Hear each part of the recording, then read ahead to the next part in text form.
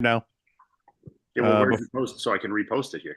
It's on I didn't post it on my Instagram yet. I just posted it on YouTube. Let me just do this.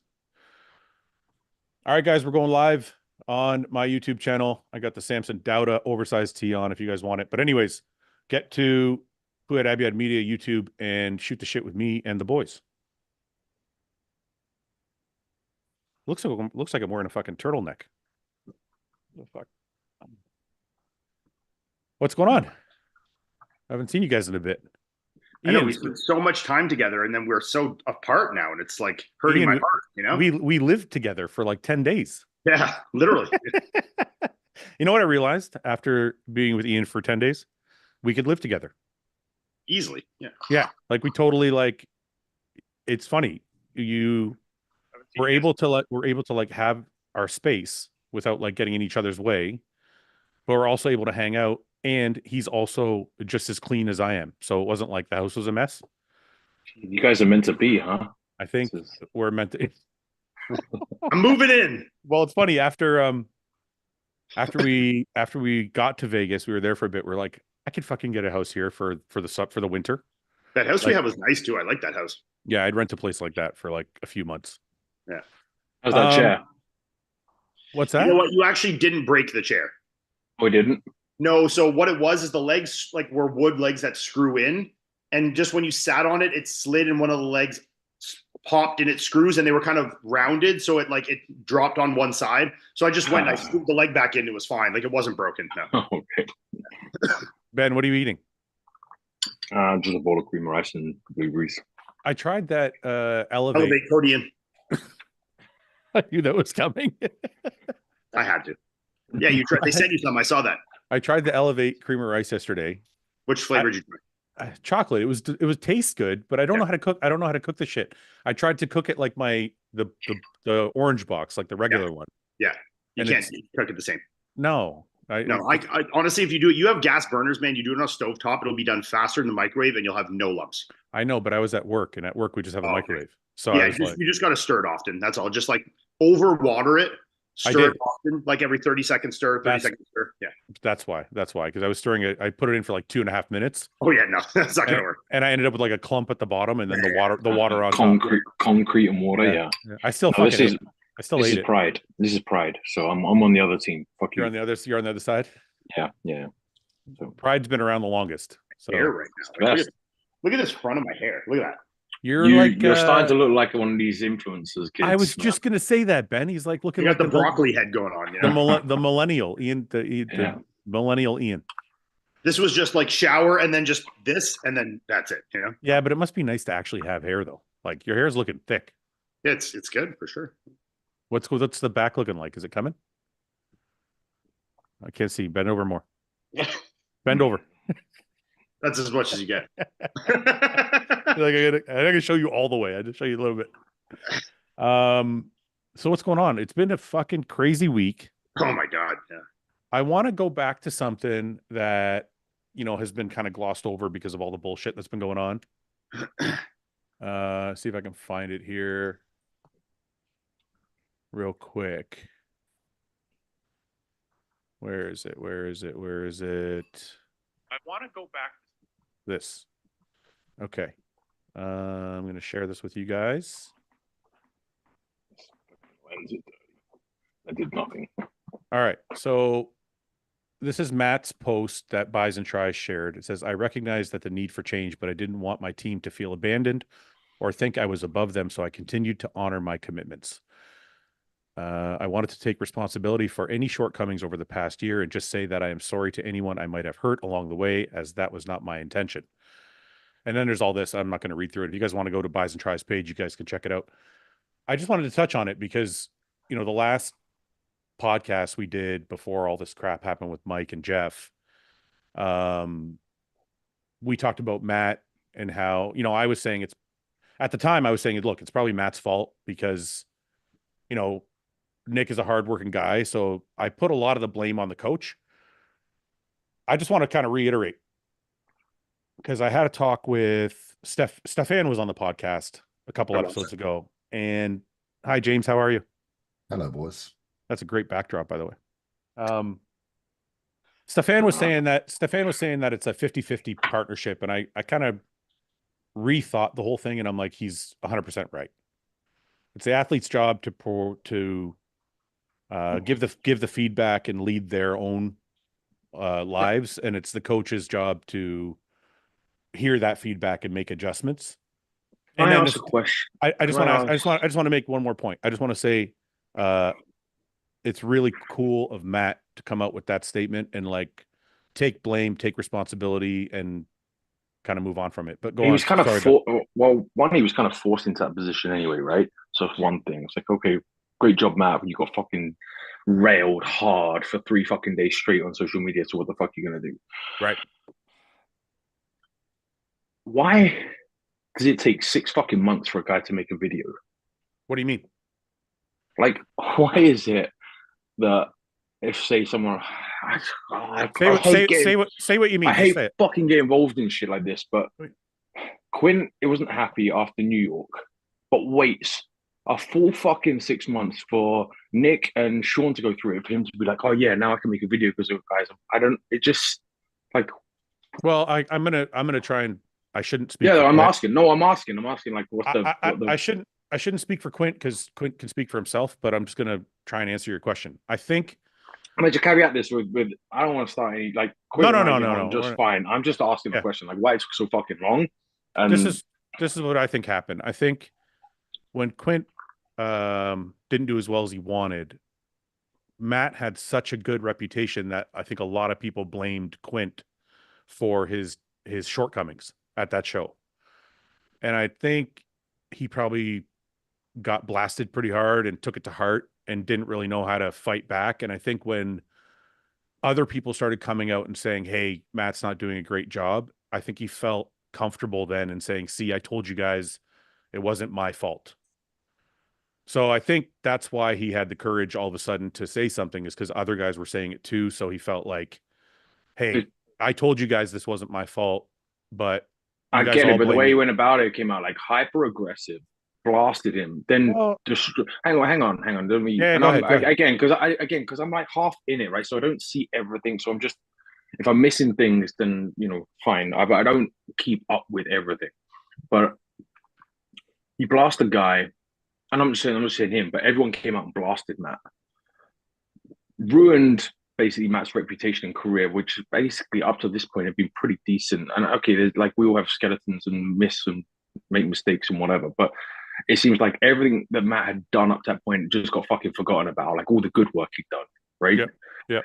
And then it's a good fucking job that Matt has Raw Revive doing so well because he's got a family to provide and support, and you just like fucking whip that guy's career. If that's his like 100% of his income, where does that leave a guy? Yeah, but And if it, but I wait, get it's like there's responsibilities and etc. etc. But it seemed like everyone got the fucking pitchforks out all at once because it was like him yeah now we can speak up because everyone's on my side and I'm like it just seemed a bit unfair, man. Like I don't know. I know I, maybe I'm biased because I'm on the coach side of the fence now or whatever, but it just seemed a little fucking gross and No, a bit I think aggressive. you're correct in expressing that point of view for sure. I think obviously there's always 3 sides to a story. There's the two opinions and then there's the truth. I think what you're saying is totally viable. I agree with what you're saying, Ben. I agree that social media has become a place where once somebody's getting attacked, a whole bunch of people pile on. I wasn't when I said stuff about Matt, I wasn't trying to pile on. I was just saying, look, I think Matt should take responsibility. And then he ended up doing that, a week later or whatever. I think to your point though, people do forget really quickly what somebody has done when they make a mistake. They forget all of it. But at the same time, Ben, when you say if it had been 100% of his income, it would be a problem. The thing about that is if it had been 100% of his income, he would be focused 100%. And those clients probably would have got the attention they deserved. Yeah, no, So, no, look, I get it, but yeah, you're right. It's like chicken and egg, right? If he right, wasn't so distracted, I do get it, but you've also been the butt of a social media like attack. right, One, it's fucking like it does stuff to you. It affects you, And Quint has been on the receiving end of that. right. So it's like, okay, you've been through it, man. Why are you leading the charge now on someone else? And then to come out and be like, after Matt makes a statement and say, "Oh, I wish you all the best. Like, good luck with you and your family." I was like, "What? Now you got what you wanted. You were trying to go after this. Now you're happy, and he retired. That's what you were trying to get." I don't understand what the objective of it was. I really think, look, people don't understand what it's like to go through social media backlash.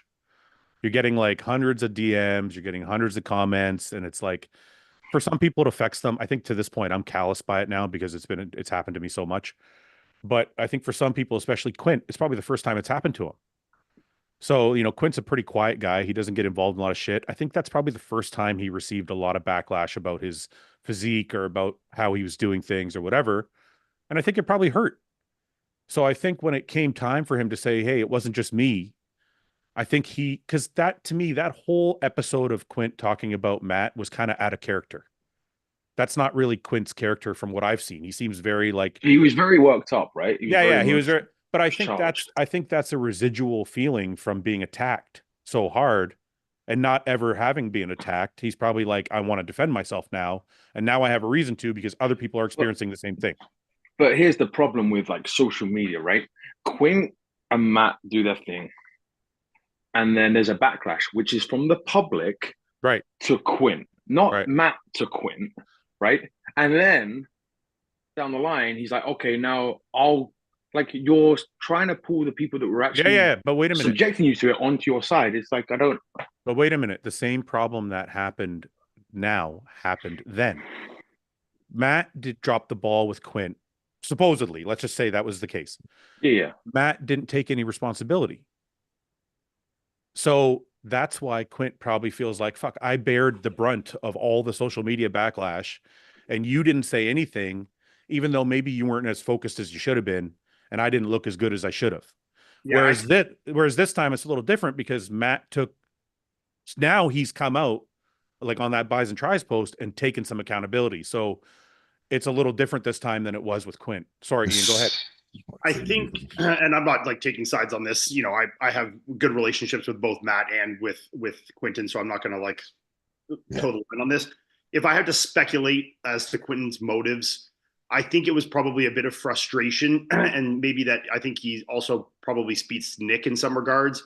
And when he heard a commonality in terms of his experience, and when it was starting to come out about the stuff about like the fake drug stuff, and Quentin is like, I've heard this before, I think that's when Quentin probably got a little exacerbated and was like, okay, I need to say something about this. I'm not saying I agree with his delivery and that, you go put a guy on blast that's had a, very successful career and now his career is heavily tarnished. I don't think to that level was necessary. But I also don't fault him in, feeling what he felt and that, how he described it as basically being gaslit and that anything that went wrong in his prep was not taken accountability for, like you said, and that was blamed on the potential of bad drugs. Sorry, I just want to read something from the chat. Mandar, I can't pronounce your last name, says Matt took responsibility. I don't. Maybe Matt did after the New York Pro. I don't know if he did. I don't remember seeing anything publicly where he took responsibility. If he did, then that's fine. I don't know. It still doesn't really change the fact that Quint was angry and lashed out. But yeah, this thing is, so remove Quint and Matt, right? Just to say you and I have a fucking argument, right? Right. Say you and I argue, you do me wrong, and then the internet comes out and shits on you, right? Right. And then a year down the line, the roles reverse. And in that time, you're going through this stress of the internet pile on you, and it's like, oh, not very nice. But it's from all these fucking strangers that we don't even know about, right? Yeah. And you're like, oh, they don't even know the whole situation, etc. And then a year later, the roles reverse, and you go, oh, this is a good opportunity. I can get my own back. Go to the people that made me feel like shit and pile on me that I don't even know and pull them in on my side. Like, that's a bit where this whole thing seems. Go ahead. You know what I feel towards this? It's just that the difference in now and then is that just nothing's private anymore. And unfortunately, privacy is such an important thing. When people go through these turmoils in their life, they should be private matters and it should be discussions between the individuals that are involved. Now we've given people that aren't involved this ability to speak and create even more controversy than is needed, because none of these things are as heavy as they feel. Like if we were dealing with these just man on man, they could probably be fixed with a handshake and a talk. But now you can't have a handshake and a talk because the world spreads that negativity so fast it makes everything worse than it already is. It's gone beyond like including the people out in front of the curtain as like keeping them involved. Now they have actual power. You know what I mean? Well, I wouldn't go that far. Power over people's psychology, and then that makes people react differently. True, yeah. And that's the sad part, because Matt and Quinton probably could have resolved this if the public wasn't involved in that situation. This thing, if Quinn had done that 5 years ago on YouTube, it wouldn't have escalated into what it is now.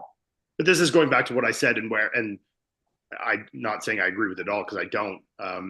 You know, where I think Quinton initially was upset and had the conversation with Matt about, you know, feeling his feelings, and then they broke up. And then when he felt Nick was having a similar experience, and he kind of then resurrected some of that.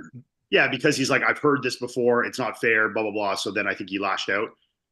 That's, I kind of. So was Quint. So do you think Quint was almost defending Nick in a way? I don't even know if it was as direct as defending Nick, or kind of like frustrated as like, I heard this same shit. Somebody else is taking a beating. Yeah. It's like, it's, you know, this is the thing that is being used as an excuse instead of accountability. When I, you know, and people are saying in the chat too, that Matt did take accountability at the time of Quint. So, you know, I agree with that. And he's taken some more accountability here too, as well. And, you know, but yeah, I think Quint probably got to a point of frustration, you know, with seeing the similar narrative that he had kind of experienced, you know? Yeah. Also, other issues. Last thing I was going to say, Fouad, is no. Go ahead, James. Obviously, there's so many ears in a situation like this that there's also so much information missing, and people comment before they have adequate information. And unfortunately, even if that words that they've spread are not almost viable, by the time they're out, they're still out. Yeah. And it still has an effect, you know. Yeah. So you may not have all the information, but you speak. And when you speak and it's out there in the ether, like people can hear it, it still creates a problem. Yeah. There's a huge responsibility I think people need to kind of understand before they put things out, because of the influence that it now leverages, especially if it's negative or controversial. It gains momentum very fucking quickly, and it snowballs into something. And this whole mob, like, people like to congregate into this like mob mentality, it seems. One person starts it, they're like, oh fucking yeah, let's like, I don't know, I don't have time to do that in my fucking day, but well, it's kind of like James said, you know, 10 years ago, before social media, or 15 years ago, if you want to say, a lot of the stuff would have just been resolved. Like even the thing with like Mike and Jeff, Mike probably would have shoved them. I bet you 15 years ago, well, there would have been no camera there. And then they would have been like, they probably would have talked by now and fucking solved it. Or you've heard all the Branch Warren stories in Metroflex where the guy had his fucking head ripped out after because he looked at his girlfriend the wrong way. I'm some shit. Like, it's, we're now in this, I don't know. So everybody, I'm not saying it's right, but I'm saying it wouldn't have escalated into this like soap opera online, right? It's such a mob mentality when these things happen, you know? It's like a tribal thing. It's almost like you see in politics where people like have to pick a side and they get so aggressive defending a side, you know? But like the thing is, in American politics right now, it's the same with these kind of issues. You know what's crazy though? You don't have to take a side. You can just say, I know you don't have to take a side. side. It's impulsive. It's weird. But this is the weird thing that's happening. Well, they need to. But this is the weird thing that's happening to me, is I'm trying to like have a normal thought on it. Like, okay, Mike shouldn't have pushed him, but it's not that big a deal. Friend, the end. Yeah. And he's still my friend. And people can't seem to grasp that. They're like, nope, you didn't publicly shit all over him, so that means you think it's okay. And I'm like, I've said, like on the last podcast, I said numerous times I thought it was wrong. People can't seem to grasp it. Well, do I think it was a big deal? I'm sorry, I don't. Like, it's actually, when I looked at the events of what happened, mate, my old gym, we'd have more than that going on every day, and it was settled within the hour. I'm not. Like, that's so pathetic. I know, and that's what I'm saying. It's like, I'm not saying it's okay, but you can't. I'm sorry. I don't think it's a big deal. Like, we've done this before, though, and you and I had this conversation where it's like, listen, we're friends, and like, you've done something wrong, and I'm like, hey man, like in public, I'm gonna back you, but right. But here, I'm like, mate, you shouldn't have fucking done that. Like, Ben has called me probably 10 times in the last 4 years and been like, hey, that was probably a fucking dumb fucking idea. He's not out making a video publicly condemning me. And I think the crazy thing is that's what people want, and I'm just not going to do it. And I think that's why they're upset. Well, I think Like, that's, people can have conversations amongst friends and be like, hey man, you might not have done the right thing here, but like, I'm still your boy. I still got your back, like this guy right here. It's funny. Prateep just said, it is a big deal, Fouad. He almost killed him. I think he's joking. I think he's I taking don't the think piss. he's joking. That's I don't pure think- trolling. No, That's trolling. James. That's British humor. James, I've gotten I've gotten Are you serious? dozens. I've gotten dozens and dozens and dozens of those If type of you are messages. being serious, Brett, you live in a very soft world. I'm sorry. Very, very soft world. And I think maybe that's also the disconnect is like, look, I bounced at a bar. Ian, I don't know if you bounced at a bar. Everybody, we've all had things go on. I've seen a lot of people shove other people. Sure, somebody could fall and hit their head. Of course. That's happened. I remember there was a case in Windsor when I was 19 years old. A guy punched another guy. He fell, hit his head, and it was fatal. But yeah, it happened when I was younger. My friend's cousin done that. So you're right. Things can happen, but they didn't. So I'm like, okay, he shoved him. He got up, and it wasn't right to do, but everybody's fine. Again, nothing should be. Why is everything so public? Like, if you have a little bit of a quarrel with someone, you should be able to just go about your business the next day. It's so, like, say, why is everything so polarized and captured and turned into content? Like, I'm bored of the amount of times on my Instagram or any social media, when I'm mad, that someone has an opinion on this whole thing that's happened in the last few days, and I don't even know who these people are making these videos. And I'm like, why are you even wasting your time making videos on it? I get it. It's all for because people want to monetize off their YouTube and stuff, but damn, like, how shallow is content these days? Wait, I just don't get it. Can't we talk uh, about something a bit more like? well, we're gonna get Not off us, this whole but topic. what I Yeah. mean. This guy says, I don't know what your bouncing experience has to do with this. The whole reason I'm saying that is I've seen a whole bunch of people shove other people in a bar. Usually you just send them outside and they fucking talk and everything's fine. Like Yeah. the point I'm trying to make is a push is not the end of the world for the entire fucking bodybuilding world to be set on fire. Yeah, Like, and even whether it's a big deal or not is, I think, irrelevant in the context of people shitting on you for your statement. I think when you say like, yeah, I can have a private conversation amongst friends, be like, hey man, I don't think that was right, blah blah blah, and talk about that amongst friends, and that doesn't mean you need to publicly condemn them. I think that's not serving your friend any benefit. I think then you're just doing it for the charade of everything of the online kind of nonsense, and I think that's not actually serving your friend any benefit. If your people are saying it, you should be doing it because you're friends and you want to help them and help them be better. Well, that's a private conversation. Condemning them online for more people to jump on the bandwagon of fucking bullshit that we're already seeing literally accomplishes nothing. If anything, it makes it worse. So I think it's, people have lost the plot a bit, but yeah. And last thing I want to say, I'm pretty sure every single one of us, bar maybe 1% of people, has pushed someone in our life. Yeah. Fucking But hell. here's everything as well, right? We've all, in fact, all of us here have been subjected to at least a video by YouTube, right? That's not doesn't make us feel very good. Imagine, and whether you're right or wrong, so I could be fully in the wrong, and then I click on Instagram and Fuad's like, yeah, I got a video. fucking piece of shit, and I'm like, I'm already fucking depressed and feel shitty about myself because a bunch of strangers are coming out and shitting on me. Now my supposed friend is going out just so that he can conform, just because wants to conform with what the public want, and because it's like politically correct or whatever. Now you don't know where that fucking leads to, and then people are like, oh, well, we shouldn't have where does it fucking lead? I just want to touch on this last point before we get off this topic because it's been beaten to death. Fouad, do you think Mike should apologize? I was just reading.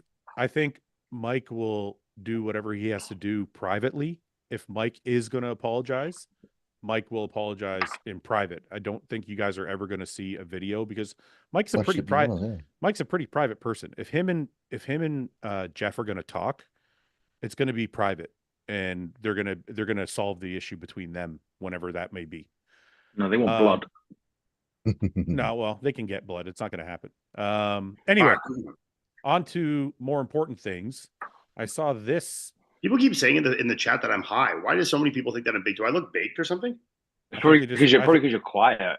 I think they want you to be high. Okay, I want to share this with you guys because I thought it was fucking crazy, but I know you're going to say already, Ian, but fuck you ahead of time.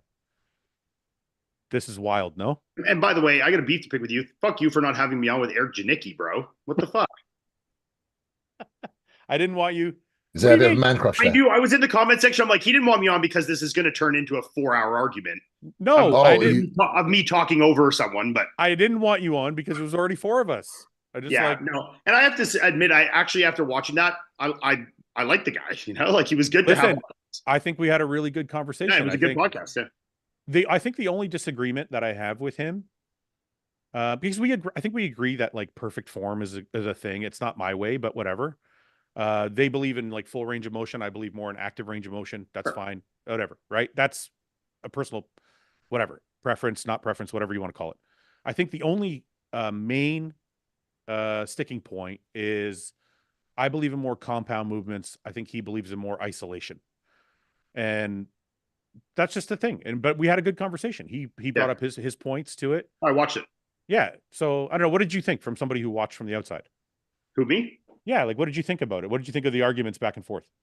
Yeah, I mean, I think you both have a point, and I think the points of the argument are really irrelevant. I think the point is that you can have this discussion, and it's like he has his opinion, what he knows to be true, and what he likes to do, and you can have yours, and you can have civil discord about it, and you might not agree, and maybe you learn some things off him, he agrees on certain things of you, and you have a good discussion on it. I mean, I think there is a middle ground with everything that I think is, in my opinion, best case. I'm not like you and I have had debates on this in terms of certain types of exercise, and I'm kind of in the middle between the two of you. I'm actually Ian. I agree with points. Sorry, but that's not true.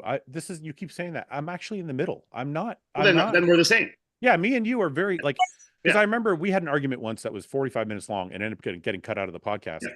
And afterwards we spoke and we realized that the argument had taken a turn somewhere where it wasn't. Yeah. Because I was never saying that trying new things is wrong. And I made this point to Eric because he actually has a post. I'm going to show you something real quick. I brought this up to him on the podcast, and I know you already watched it, but for those that haven't, I brought this up to him on the show because he was asking me to take a look at his back photos or his back video. So we took a look at his back videos, and then I said, okay, this form is fine. Whatever you want to do this crazy stretch, that's cool. Whatever you feel is great.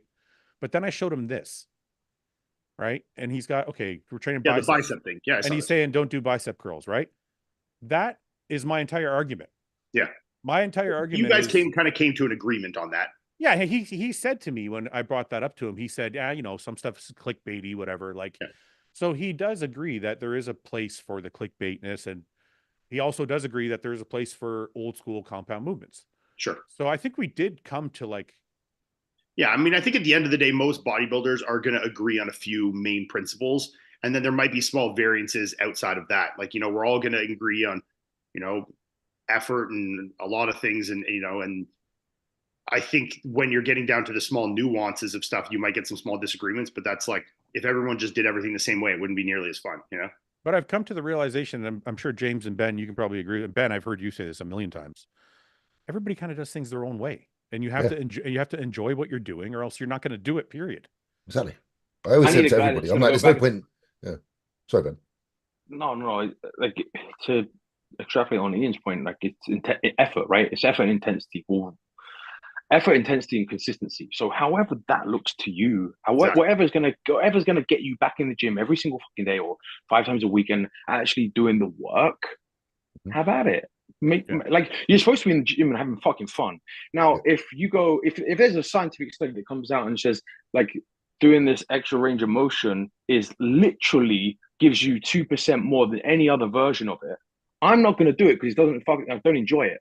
Yeah. Why the fuck would I go in for that extra 2%? I'd rather enjoy my time in the gym. And you're supposed to be enjoying your time in the gym.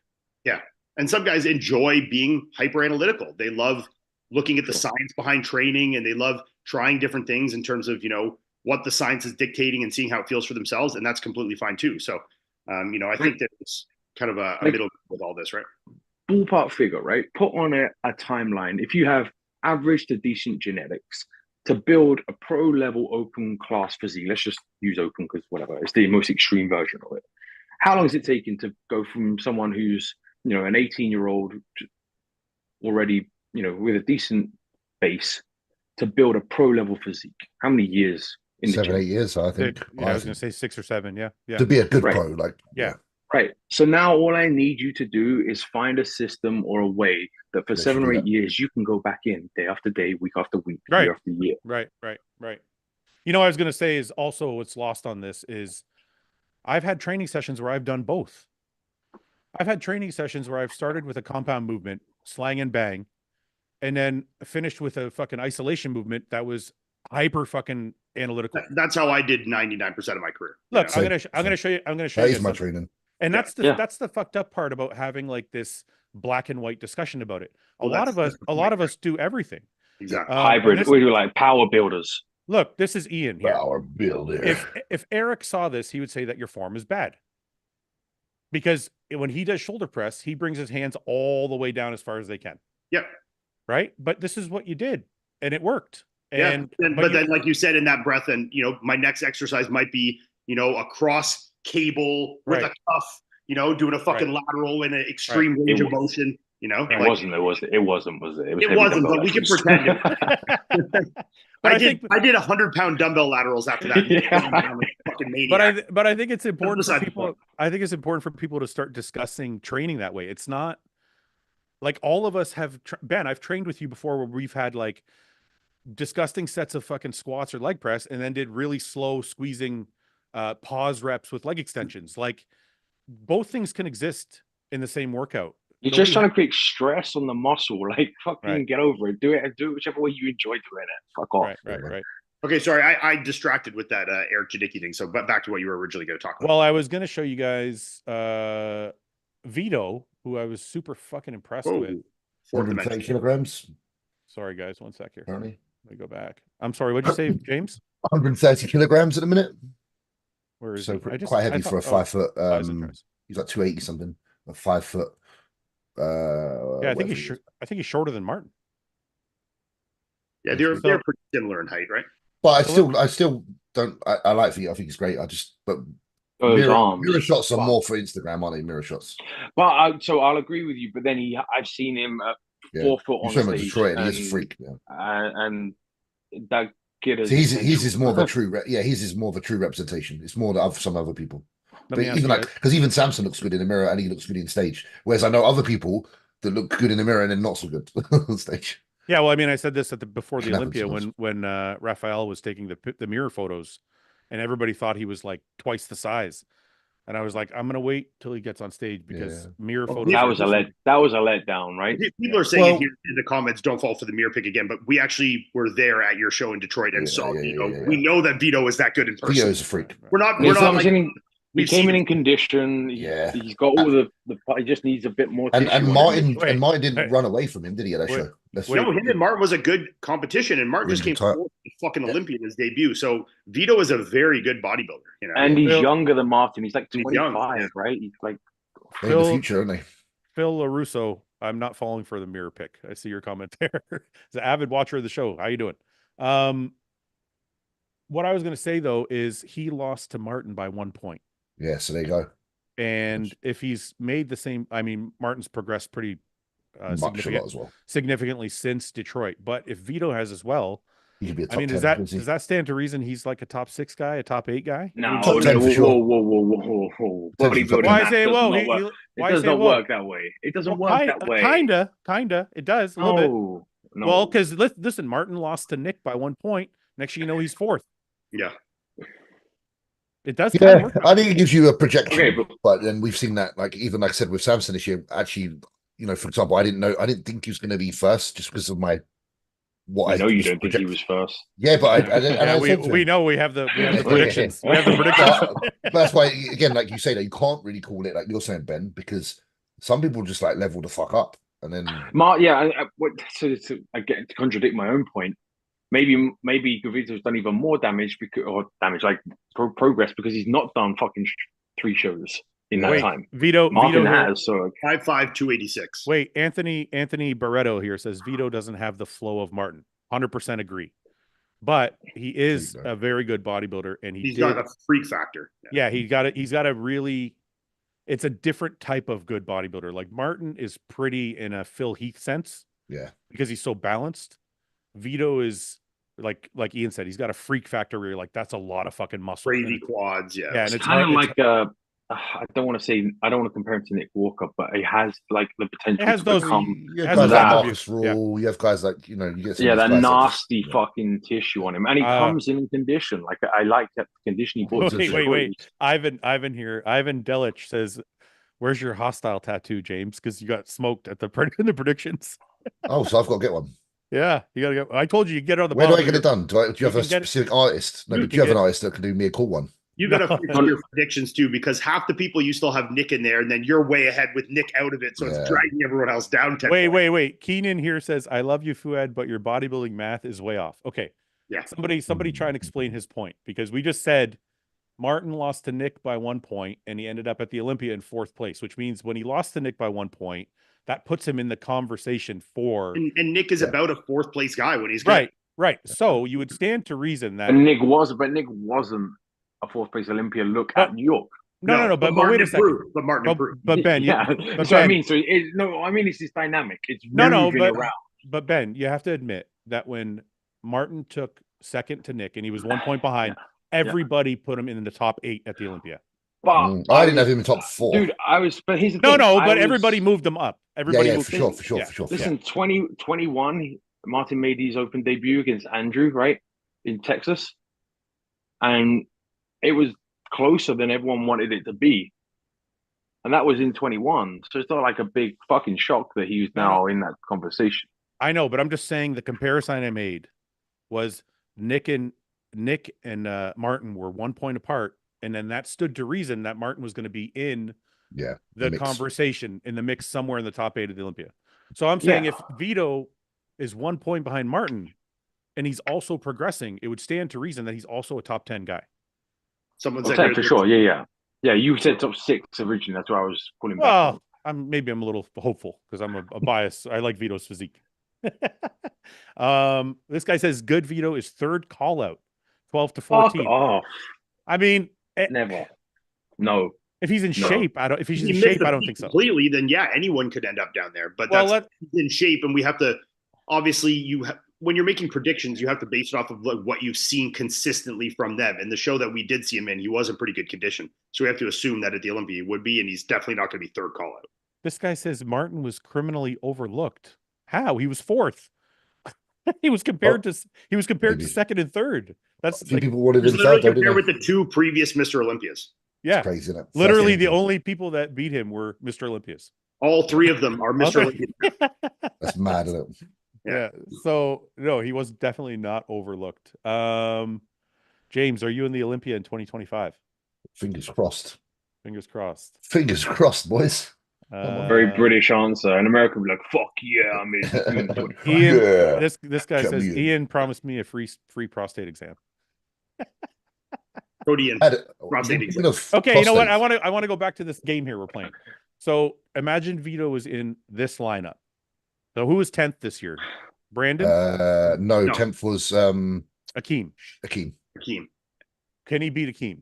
Not Akeem on Saturday night. I think he's so good on the second day. I'm gonna rephrase the question because it doesn't matter if it's Friday or Saturday. Can he beat Akeem? Yes. He can beat Akeem, yeah. Akeem can beat him too, though. So one of them. But that puts it around that mark, right? He's in that 8 to 12 mark. No, yeah. I guess 12 to 14 is not way off, but like, I still see him in the 8 to 12 category. That's what I said, 8 to 12. Like, like he could be. I think he could be compared to like where Bonac and Brandon. Yeah. Fouad, can you revisit abbreviating ethnicities whilst you have the 2 Brits on the show? No, I've already gotten enough of this. People have explained to me why a Pakistani shortened version is horrible. It's not to be used. Yeah, I'm not even going to say it because apparently it's. We can't call people Pakis.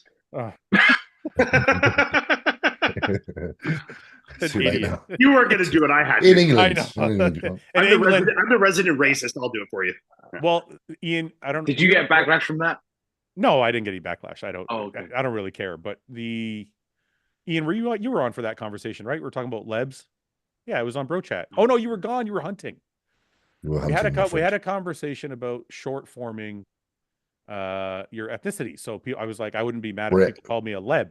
Yeah, Because or I'm like, Brit. because people sometimes use it as a slur, and I'm like, it's not really a slur. Like, this is a short form.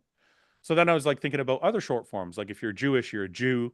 People get mad if you call them a Jew, but it's just a short form. So why is it upsetting? Yeah. Right. And It's do you know what it is? It's the sharpness to how it's said. but what if you That didn't? But what if you didn't say it in an aggressive tone? What if I just said, "Yeah, no, James is my friend. He's a Jew."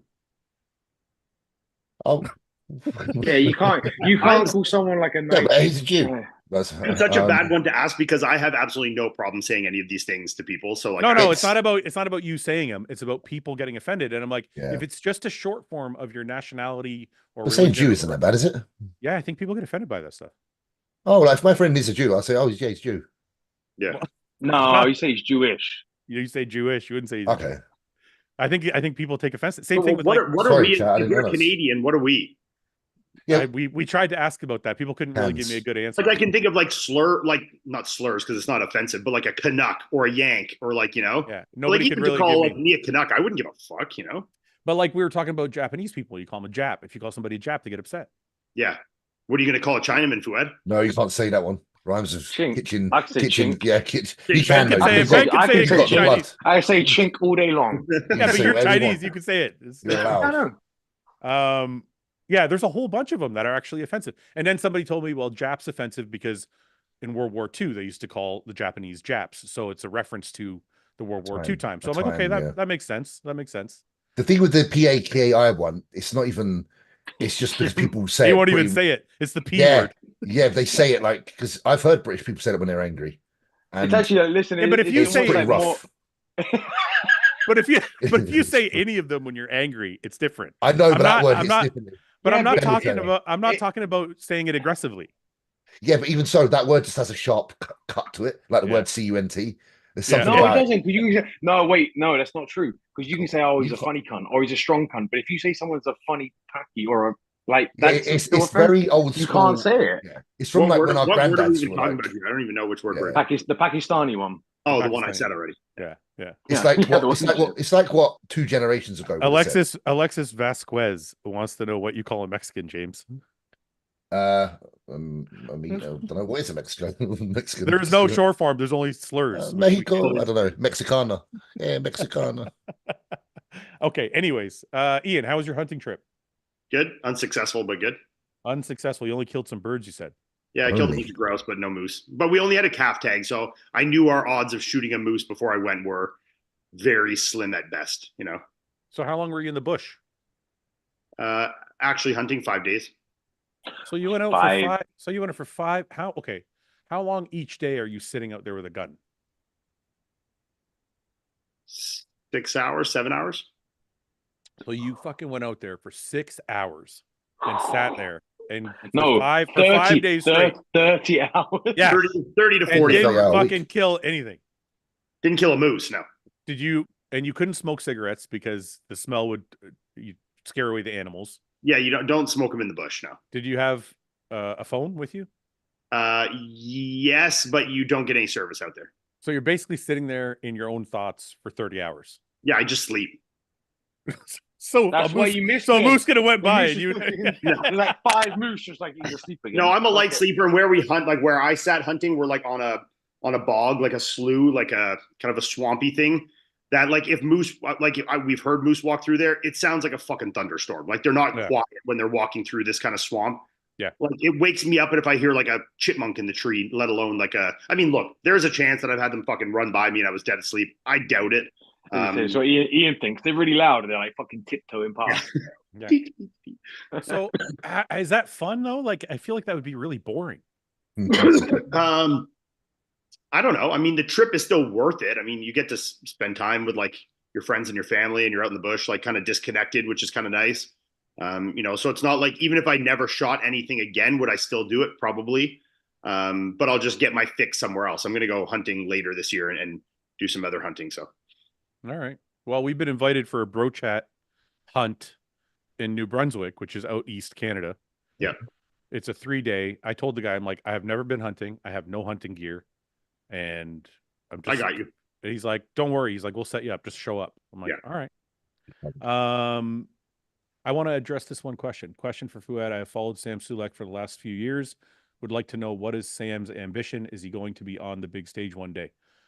I haven't talked to Sam in a while, other than seeing him briefly at the Olympia. But as far as I know, he's told me and Ben both that he wants to compete. He's just taking his time with it. I heard him saying to Urs in one of Urs' yeah. that he was wanting to compete next year. Yeah. Yeah. That motherfucker body checked me at the press conference, you know. I know he got me. That was very Just to came me fucking, backstage. Yeah. He took off my feet. He's a fucking thick lump. What was I gonna say? After the hunting thing. Oh, I wanted to go over predictions again because I wanted to rub it in Ian's face that he lost. I still fucking. Oh, Ben's picture's way better. Hey, Yeah, we got Ben. You really looked after me. I mean, Oh, the you're best jacked. picture I've got. Ian, did you see Ben's last photo? Fucked me. It was like it was the smallest photo ever we could find. His arms were like 12 inches. Twigs. Like this. They cut you badly on that previous one. Yeah, but we got you set up now. You're I good. appreciate it. Thanks. But Ian's down here 4th place. Let's see Let your me see. picks. Derek, Hottie, Samson, Andrew, Fitzwater. That's all, not bad, except you fucked Samson. And then you had Raphael. Who fucked you the worst here? Brandon. Yeah, -3 for Brandon. Hunter, Bonak, Akeem. You did actually good. Ian did good. De La Rosa, Foda, Jewett. I have no more worse than a -3 at Brandon. Yeah, all the rest are twos and ones. What happens if you take Nick out of the fucking out of our pick? Well, it's not. The thing is, we can't do that, Ben, because you didn't pick the bottom 5. So why don't you remove the bottom 5 from everyone's picks and just do top 10? I bet that shifts it around a bit. Wait, we already took out. Oh, Nick's right. Take this. Yeah, you can't. Oh yeah, because Ben wins by a bunch here if you take Nick out. No, because he didn't do the. Yes, 15. he fucking does. So because he has 17. Listen, he wins handily if you take Nick out. Okay. Listen, he didn't do the 15. He only did 10. Ian doesn't care. Ben, Ian's not trying to help you win. He just wants me to lose. Both situations work for me. I don't care. You didn't do the bottom 5. That's the problem. So take 11 out, 11, 12, 13, 14, 15 out of everyone else's and just do top 10. Everyone's saying that you spelt 4th wrong on your thing. Yeah, you got FORTH. But everybody, it's news to everybody that I didn't fucking create the page, so I don't really give a shit. Blame that guy. Yeah, I have a software guy, and if you're watching software guy, please change 4th and put a U in it. Okay, let me see. Can I do that? You guys, just do top 10. Just do top 10 only, and then everyone's on an even playing field. Let's see what happens. Or I'll predict 11, 12, 13, 14, 15 now for you. 1 second. If I just make these all 0, would that work? Yeah.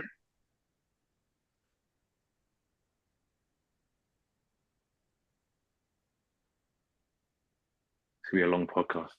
Ben, I had a colonic this week, just while we're waiting.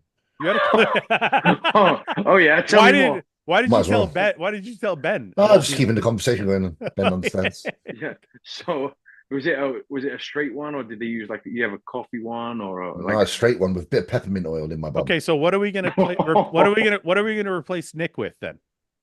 How are we gonna do that? Slides up, I guess, and he gets to pick. Oh no, he doesn't get to pick. Or just put Nick as 1 then, but -1, not -9. Why only -1? It should be more than -1. Well, because my 11 -2, but yeah. Listen, at this point, I'm batting with quite a lot on my side. I think he wins either way, even if you put to -2. Let's see what happens. Nope, we're tied. There you go. See, we're tied. All right, that's see, fair Ben. now. That's a fucking compromise. We tied. All right. He's not. Look how mad he is. Like fuck you. Well, because I would have had someone else move up, so it would have given me an extra. I know, but saying -2 is fair. Okay, put it up -1, and then we'll win. No, you coerced us. No, because I'll tell you. Because I'll tell you why. De La Rosa wasn't even in the top 10, so you got this one the worst. Like that's wrong. At least I got the top. De La Rosa was like 11th or 12th, wasn't he? I know that, but at least I got the top 10 right. Yeah, but I would have had Bonak in there, and then Bonak would have been. So you're right. Your -2 would have been. No, I'm agreeing. You can't say woulda. Just take the tie and fucking. I just said that. Get it. The -2 accounts for it. The most important part of all this is that I beat Ian, and we said at the beginning of the season that the winner of the Olympia wins the whole season. So you guys, Ben and James, you gotta understand this. Ian won like every fucking week. up into the Olympia, and then he shit the bed. So I win the You whole shit season. the bed. I'm still like 4th out of 10 guys. Yeah, Pressure. but Actually, but you're you lost. third. You're actually third now because I'm tied first, so it puts Yeah. you as like second, third. I mean, I'm actually second because Mike is there. Well, once we adjust Mike's, I might be ahead of him even, so we don't even know. Okay, wait, let's adjust some of these and see what happens. This is totally wasting All right, time on the podcast. so Okay, James- Mike's only got Mike- 10, so that's fine. Yeah, that's. What is here? Let's see. You got to take Ian's 11. Oh, Ian's going to move up here. Uh-oh. So, James, how do you feel after your colonic? Yo, if I end up in first after this, I'm gonna die laughing. Yeah, but it's not going to matter because we did the 15. So me and you are already. No, It it doesn't matter. Yes, it does matter. Me and you did the top Go edit 15. it. Let's see. Let's see. Go back. Ben, I recommend. I'm going back on. Oh, yeah? I'm going back on Friday for another one. Oh, you're addicted now. Yeah, boy. Is there an upper limit? Like you haven't done Show every us the week? screen, Fouad. I need to see what you're doing over there. 3. You're Okay, fucking 3. manipulating shit behind I'm closed not doors. doing anything. It's Share your screen. you're in third place. I don't believe you. Open it. Okay, look. Go down. 0, 0, 0, 0, 0. Okay. And Akeem is 0. Oh, because he was right. Yeah, he was 10th, right? Akeem is Okay. already 0. Yeah, so you're Okay. in third I place. get you. Well, okay. Sure. Okay, what? What do you mean? We did. Oh, you're right. Good. Okay. I did exactly what you wanted. Yeah, no, you're good. So I'm third. I'm happy with that. Who else did 15? Ryan did that. I Those think guys. Seth might have. Seth. Let's change Seth to see where he's at. Foda is gonna kill him here because he had Foda in 9th. Where did he go? Oh, there he is. Why does it say Ryan? No. Ryan works for me. He's a tank. That shows a picture of Seth. Okay, is that all of them? Yeah. So that puts Seth in 5th place. No, 4th place. I moved Mike down. And then where's Paul? I think Paul picked 15 James. as well. James. Oh, James did 10, right? Yeah. I don't know if it was a 10. Yeah, you did it with me. Yeah, We you both guys did only 10. had 10. Oh, that moved Paul. That moved Paul already. 7th. I don't know anything about bodybuilding. Let's see. Clearly, Oh, moved Mate, him you went again. out on a limb with Andrew. someone had to. Someone had to, mate. Oh, is a -5 here is going to save him. You gotta gamble sometimes, boys. What's this? Oh, this is 10th. Okay, so that's. Oh wait, this is one. This one too. John. Okay, where does that leave him? 6th place. No, he moved up. Where is he? Wait, what? 3rd. Third. What? Oh, I just fucked Ian. Wait, open that back up. Let me see.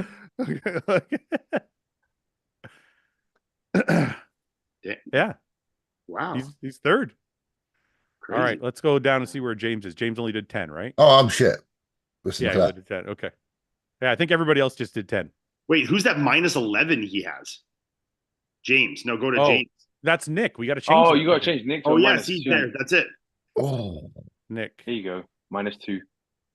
Give him a 2, yeah. Edit. Oh, he moved up. Where did he go? There he is. Hey. 8th, equal place. Equal. So you and Seth Yeah. are 5th. me and Seth are similar people. Okay, wait. Is there anybody else that has Nick in their thing? Probably Roman does. And Brett. Let's Brett see where- definitely does because he was on with Roman. You us. forced them Roman- to, yeah, forced them to. And -11. Jesus. Gonna help him out. Edit. He might move above me now, to be fair. Let's see. Where's He Roman? does. It's 8th. No, Oh, you, perfect. you gotta change Brett's. Where's Brett? Brett Wilkin. Nick. What's fucked about this is when we did this prediction, all 4 of us knew Nick wasn't doing it. I know. Brett. So the -2. So the -2 still counts for shit. I didn't know. I was the only one that didn't Brett know moved until up after. real high, I think, there. Brett moved up to 4th. Tied Him with and me. Ian are tied. All right. I What is like it. Brett's picture? That's just a generic picture. Just a generic picture. Is there anybody else? That's it. Who's Justin? Oh, Justin Compton. Let's see. Where did he Oh, yeah, have he Nick? did. Yeah. Let's see. Take He might that. move up and take everyone. -2. Edit. Yeah. Where did he go? There he is. 9th place. Okay. Don't worry. Let's see what Stefan did. Let's just see. Here. Where's Nick? Nick. -2. Edit. Okay, these are the final standings. Me and Ben are tied. Paul's third. Ian and Brett are fourth. Seth, I think this should say fifth. I don't know why it says sixth. Okay, so Seth and James are fifth. Mike is sixth. Justin Compton, ninth. Well, you're Roman, not. Yeah. No, what? Well, you're The not two actually people- higher because more people, that many people are still Yeah. beating. If they're if tied. two people in first, Paul's still third. He's not second. Yeah, that's like. Oh, you're right. Paul is Sorry. still third, Yeah. Even though So, two people. Yeah. right. So Mike's eighth. Justin's ninth. Roman's 10th. Stefana's 11th. I got to do this just to save my employees. I don't want to make them. Let's see how they did. This is going to help him a lot because that's a 12. He had him high.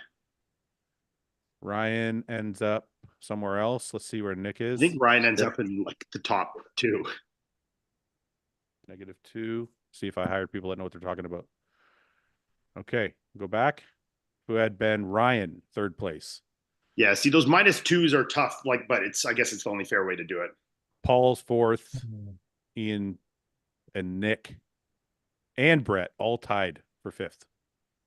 Wow, awesome. And Well- Stefan's the worst. Stefan's the worst one there. Stefan. But also Little Stefan. athlete bias. Stefan was Stefan, picking. in Stefan's defense, he said to me, "I got to put all my guys in the top 10." So I don't know. Yeah, if he he- said that. Because if you his thing, if you went with his top 15, he'd be even worse because he'd had Hunter back in like yeah. 11th or 12th. It would have Yeah, fucked him. All right. What else is going on this week that we haven't talked about? Samson's Mr. Olympia. Samson's on tour in Samson's in China. Yep, he's there. Have we talked Living the about dream. Have we Martin's doing Prague. Oh yeah, you got Prague and Ah, so Romania. yeah. Well, wait a Fuck. minute. This is the most important thing we got to talk about. This is the most important thing we have to talk about. What the fuck? Does this, Ian, come on. what does this What's mean? going on? I don't know shit, bro. I actually don't. When Chris posted this, for those of you who have not seen it, he said, "What would it look like without a weight cap when you don't have to make weight?"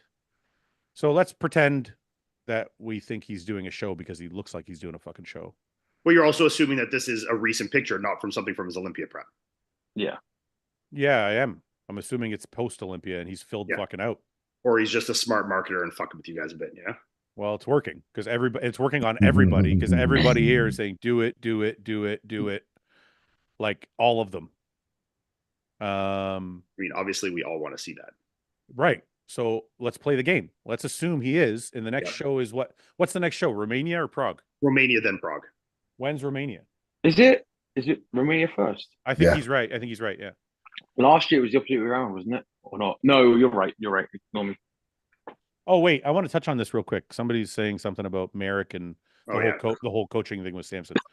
Samson talked about Mike Warner on the podcast with me before the prep or before the France show. Samson also thanked Michael Warner and Merrick after the Olympia. So I'm not sure why that whole thing is a controversy. He already expressed that Merrick and Michael were helping him with his prep. That wasn't like a secret. So I don't know why. It feels like people are creating a story out of nothing, and it's really just a non-story because it's not like it's somebody he was hiding. He already expressed it on the podcast and in other places. Anyway, back to Chris. Ben, I want to know what you think. What do I think he's going to do it? Do I think he should do it? Well, what are we talking about? Let's just go with this. I know Akeem is doing Romania. I know Martin is doing Prague. I think there's somebody else I saw doing Romania. Rubio is doing Raphael as well. Let's just use those two. Or Raphael. Which one's Raphael doing? Both? Romania. Okay, Raphael's probably the closest comparison because he's more of an aesthetic bodybuilder. Do you guys think Chris can beat Raphael? Chris is way harder. Chris can beat Raphael. Because he's so fucking hard. But wait a minute, Jay. I don't think he can beat Martin. Wait. I want to go one at a time. James, is he going to be that hard though when he's trying to be big? Because he's hard. Because he's already been in shape. I don't think he's going to try. But on the way up, he would. If he does do it, fuck, this is so random. If he did do it, I don't think he's going to try to be big. I just don't think he's going to try and suck down. I know that, but what I'm saying is if he's not sucked down, is he going to have the trademark condition that we're all used to seeing? And if it's not there, are people going to be disappointed? I would say his condition's that far ahead of some of the open guys that it doesn't matter. Iain will know this better than anyone here, right? With Chris's physique. But if I use someone like Neil making weight hurt his condition more. He was actually more conditioned, looked better when he was before he actually had to suck down, right? It's funny what So, I'm seeing in the chat here. Iain, you know what he looks like. Just say a few years ago when you were looking after him, when he was having to like suck down, was he losing condition actually from what he was showing on stage? He's not smaller than Raf. I don't Yeah, think. well, and I have to give myself a little bit of props here. When I was almost all the years I worked with Chris for the Olympia, we brought him in at the under 6'1" height, so he had to be like another 10 pounds lighter than he was competing the last few years. So we were getting him down to like under 230, where he was competing at like 242 the last couple of years. So yeah, I mean, bringing him down that much, surely it's affecting the weight. I mean, we saw what it did to Regan when he did that classic little stint that he did. You know, how much at 242 is it limiting him? Limiting him? Probably not a ton, but I think it's in the look itself. But I think it's limiting him in that he has to be very like Flex Lewis kind of was, and very like conscious in his off seasons. You know, in terms of pushing the food or getting too heavy. I mean, if he gets up to 280, then yeah, I mean, it's going to be obviously hard for him to get down without affecting the look. If he can sit in that 255 to 260, 265 range at most, then yeah, I mean, he can come down to 242 and it's not going to compromise the look too much because that muscle wasn't there to begin with, you know? Yeah. And the chat's obviously like the chat's talking like he's actually happening. This is all guys. hypothetical. James, I just want to go through some of these things a little bit. Let's see. The first one I saw, Chris places second in the Olympia if he's an open bodybuilder. I don't think, does anybody here agree with that? No. Okay. Let's see. Well, sorry. With his current physique, no. Well, I'm not saying we got to go with his current exactly. Physique. Yeah. Let's see. C-bum literally means no more weight cap. Now he's retired, so no more dropping weight. So Adam Warner thinks that his comment on Instagram just means that he doesn't have to worry about making weight anymore because he's retired. Surely.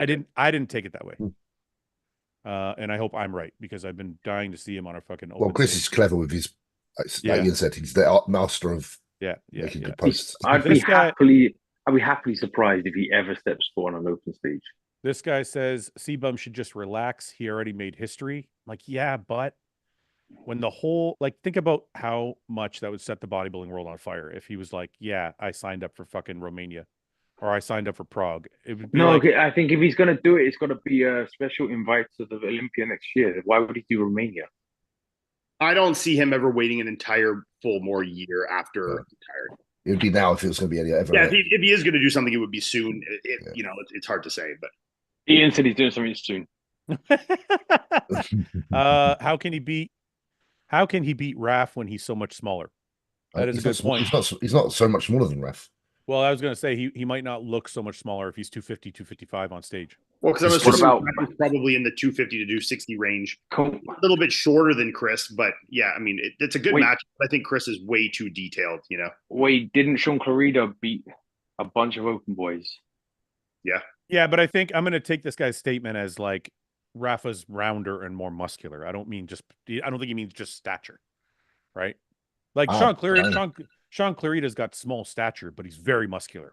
So it doesn't, you know what I mean? Like, but I would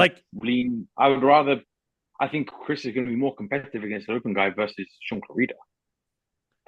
I'm not saying he's not. I'm saying this guy's saying he's smaller. I don't think he means in stature. I think he means he's not filled out the way Rafa is. Yeah, but in I don't think Rafa's filled out. So you know, Chris is so detailed that he's probably got as much muscle as these guys. It's just that he's gone that little bit further to reach level of condition they don't. Right. Yeah, Chris at 250, I'm sure he's still peeled and harder than Rafa is.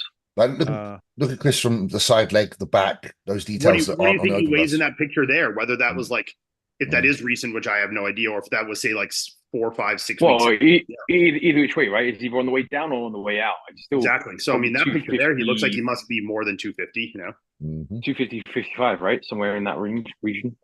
Wait, somebody, I just saw a super chat. Sorry, guys, I didn't read it. Would you agree Samson won because he was, where the fuck did it go? Sorry. Would you agree Samson won because he was his best and the other two guys were very off? If next year Derek and Hottie come at their best, I guess he's saying, will he keep it or lose the title? I don't think. Okay, who wants to go first? I'll go last on this one. What you show up on that day, it doesn't really matter after that. Samson had the best all-round package. Yeah. The best all-round physique on. I know, but they're saying the other guys weren't at their best. So if they're at their best, doesn't matter. It doesn't matter. Forget what you imagine. You've never seen any of them before. I've done a video on this discussing, like, I think that Samson's look is what is desired of Mr. Olympia right now, and I think that will be that way for the next few years. Well, I also think his personality is what's desired. Yeah. I mean, not that. Yeah. Oh, 100%. No, I know a lot of people don't care. They're like, oh, it's a physique, and it is. Oh no, but it does matter. You're an ambassador, as you know. I think it matters massively. But if you remove what they do after the stage and what they've done up until that point, and you're just taking that time on stage during comparisons, Samson had the best all-round physique. He had the best balance, conditioning, size, fullness, muscularity. I'm gonna play this game just because I think it's fun. I think Derek was very close to his best. Derek didn't lose because he was unconditioned or missed his peak. Derek lost because his upper body doubled in size and his legs didn't. So his balance was completely off. Now, unless his legs double in size this year, or unless he loses some upper body size to rebalance his physique, he's going to have the same problem next year. So, and also Samson and Hottie weren't as good last year as this year. Yeah, they were both there. Yeah, Hottie was off last year, if anything. Yeah, Hottie was better at the Arnold than both, but he was better this Olympia than last. Yes, I agree. So I think another way to look at it is Samson had the least amount of flaws, right? Yeah. The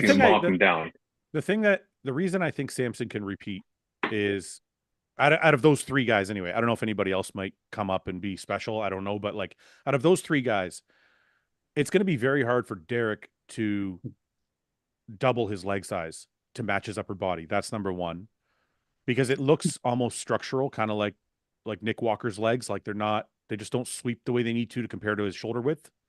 And can I argue that point real quick? Sure. If you go back and I saw him at 10 weeks out in person, and then I saw an update from like 6 weeks out, his legs were plenty big enough. You think, go back to his guest pose, he had the leg size. I know that, Ben, but the problem is for him to bring his trademark conditioning, they got to pull him down. And when they pull him down, he loses that leg fullness. So unless he can develop enough mass this year in the offseason to be able to pull down and get that conditioning while not losing the muscle, Samson will beat him again. If he can do that. But I think he can do it. I think he just needs time to bring those legs up and consolidate. But I'm agreeing with you. If his leg size matches his upper body, Samson's got his hands full. Doesn't mean Samson can't beat him, but it'll be a tougher competition. The thing with Hottie is I'm wondering, and I want your guys' opinion on this. I'm more asking a question than making a statement. Has he gone over his prime because his legs from the side and legs from the back looked downsized to me? So is that a matter of they tried to pull him down too much, or is he on the other side of his prime? Yeah, it's a tough one. I do agree, and I think we all noticed that, side and the back. I think in his overall, he just looked. I would be curious to know what his weight was compared to like at the Arnold or previous years. It almost looked like there might have been a small injury there. I don't know if there was, so something that in terms of affecting his training there, or if it was just like you said, he's getting a little older, and where you start to notice, especially on like the sweep of the legs, what you noticed, especially in his back double, was a little less sweeping on the quads from the back and on the side. So it's tough to say.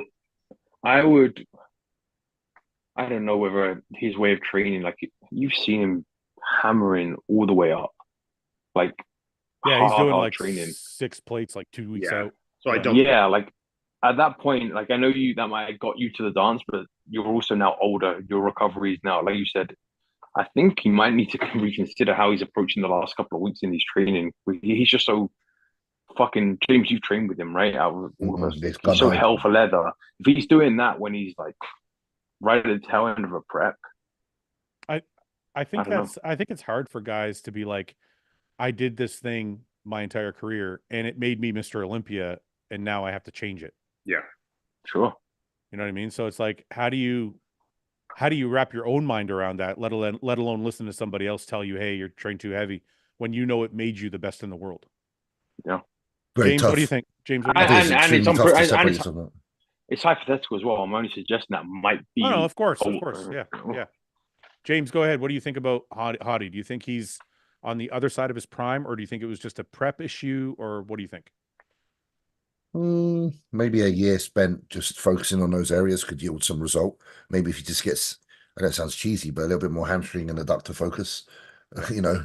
No, that's But what he needs. because maybe he is kind of how I used to be, and a lot of us, we love our squats, we love our leg press, we love all those kind of big movements.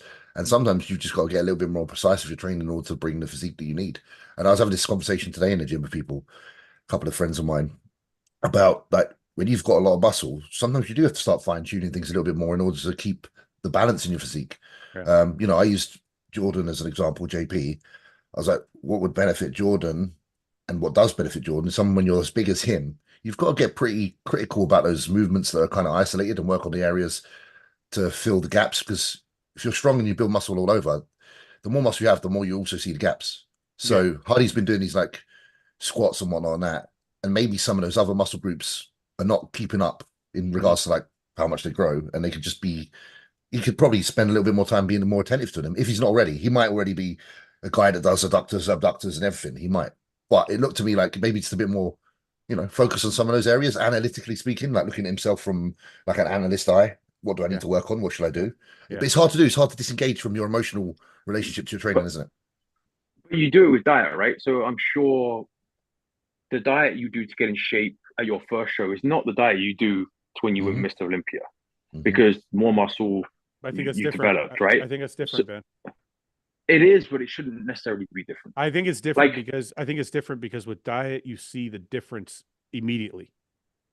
So like you can definitely, like, if somebody I makes a change to your diet, you see it tomorrow. I know, but what I mean is like you see some of these guys that are a bit more like that go a bit more pragmatic here. They're approaching everything with like diet, training, drugs, everything. They You pick what you need for right now, not what has worked, right? Yeah. Also, like someone just mentioned, like let's not forget Hardy's far from like if you're still getting second at the Olympia and two Arnold wins, he's still in conversation.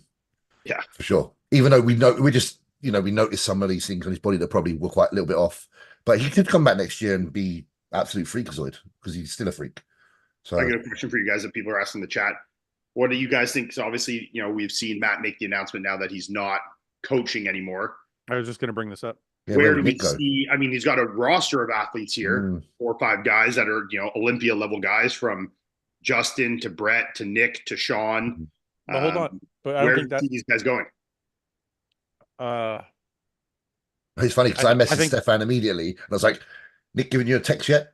As a joke. And he was like, no, I think I Brett with yeah. Stefan makes sense, obviously, that because does. I would say so. I think Yeah. Brett's going to Stefan for sure. I mean, I don't That's know. I don't, before I say It, that, I don't it, know just, that. I'm just assuming. it just feels plausible, doesn't it? Well, because It wouldn't Martin's make already any sense there. if he didn't. It wouldn't make any sense. Nick is the bigger question for me, is like, and Justin I don't care about. So Nick, yeah, I've thrown all my fucking, you know what? My filter is fucking gone. Okay, Nick, get back to anyway, Nick. I'm just shut I up, have no Ian. idea where he goes. Talking to Ben. What who should coach Nick? That's actually a really good question, because is it like somebody like a Hani? Somebody just actually said that in the chat. Is like a Hani and a Nick a good match? Because Do you think Honey Nick, would coach Nick? Yes. I don't know if Honey would. I don't think he would. Yes. Honey's very particular with the genetic structure of the athletes he picks. No, there's another caveat to it though, right? Or another appeal, which is I know what he's gonna say. What's the appeal? well, he's going to raise Honey's profile regardless, right? Oh, that's not what I was gonna say. But go ahead. Well, listen, if you take Chris off of the books now, right? That's his biggest social media heavy hitter, right? For sure. Then you're going, okay, well, Hadi is a big demographic and raises a profile. Nick is appealing. If he can't win an Olympia with him, okay, fine, but he can still bring Nick in probably at his best. Do good work with him, and he's going to gain a lot of reputation from it too, which is valuable.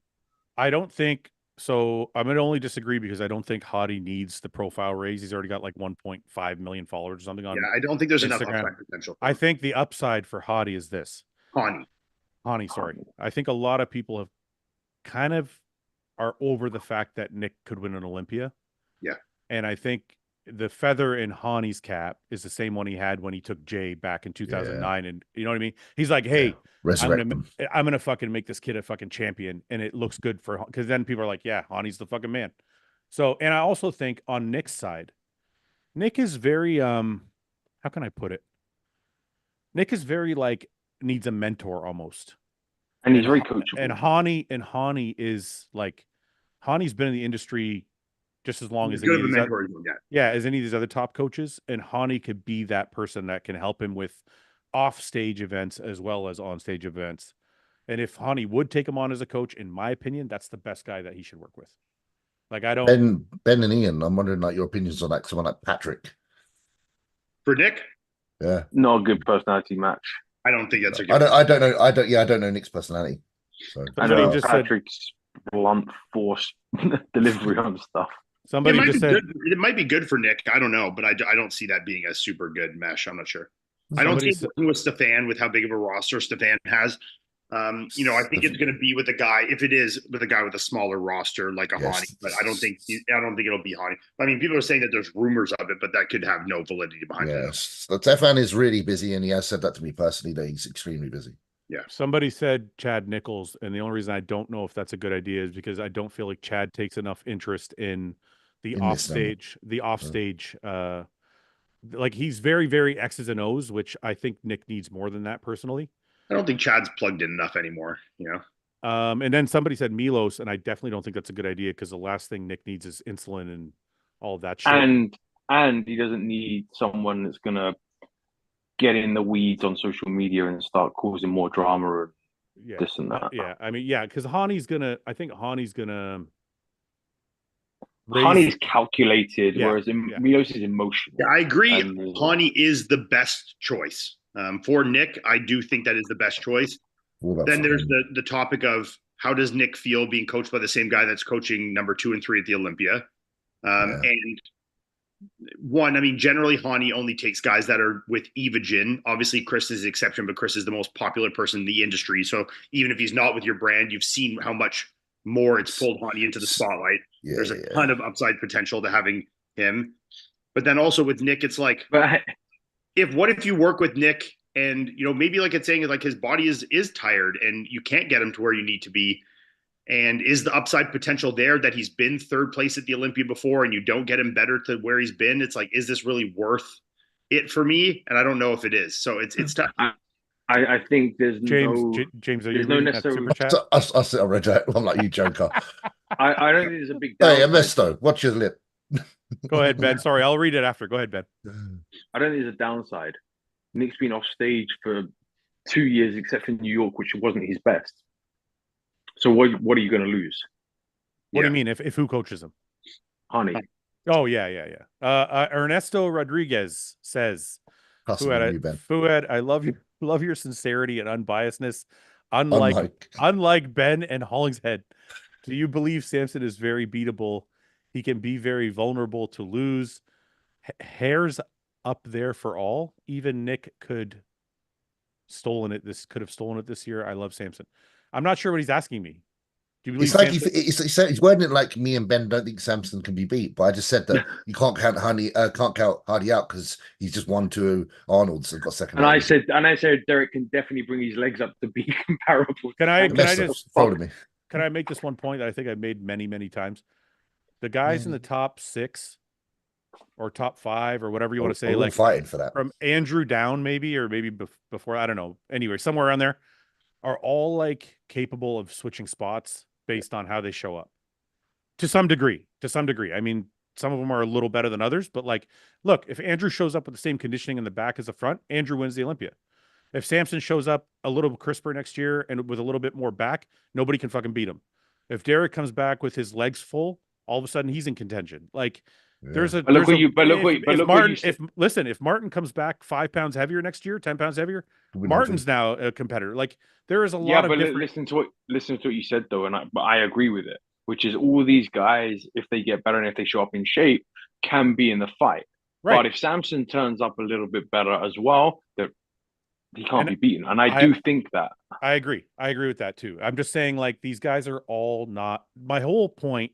It's not, it's more of a macro point.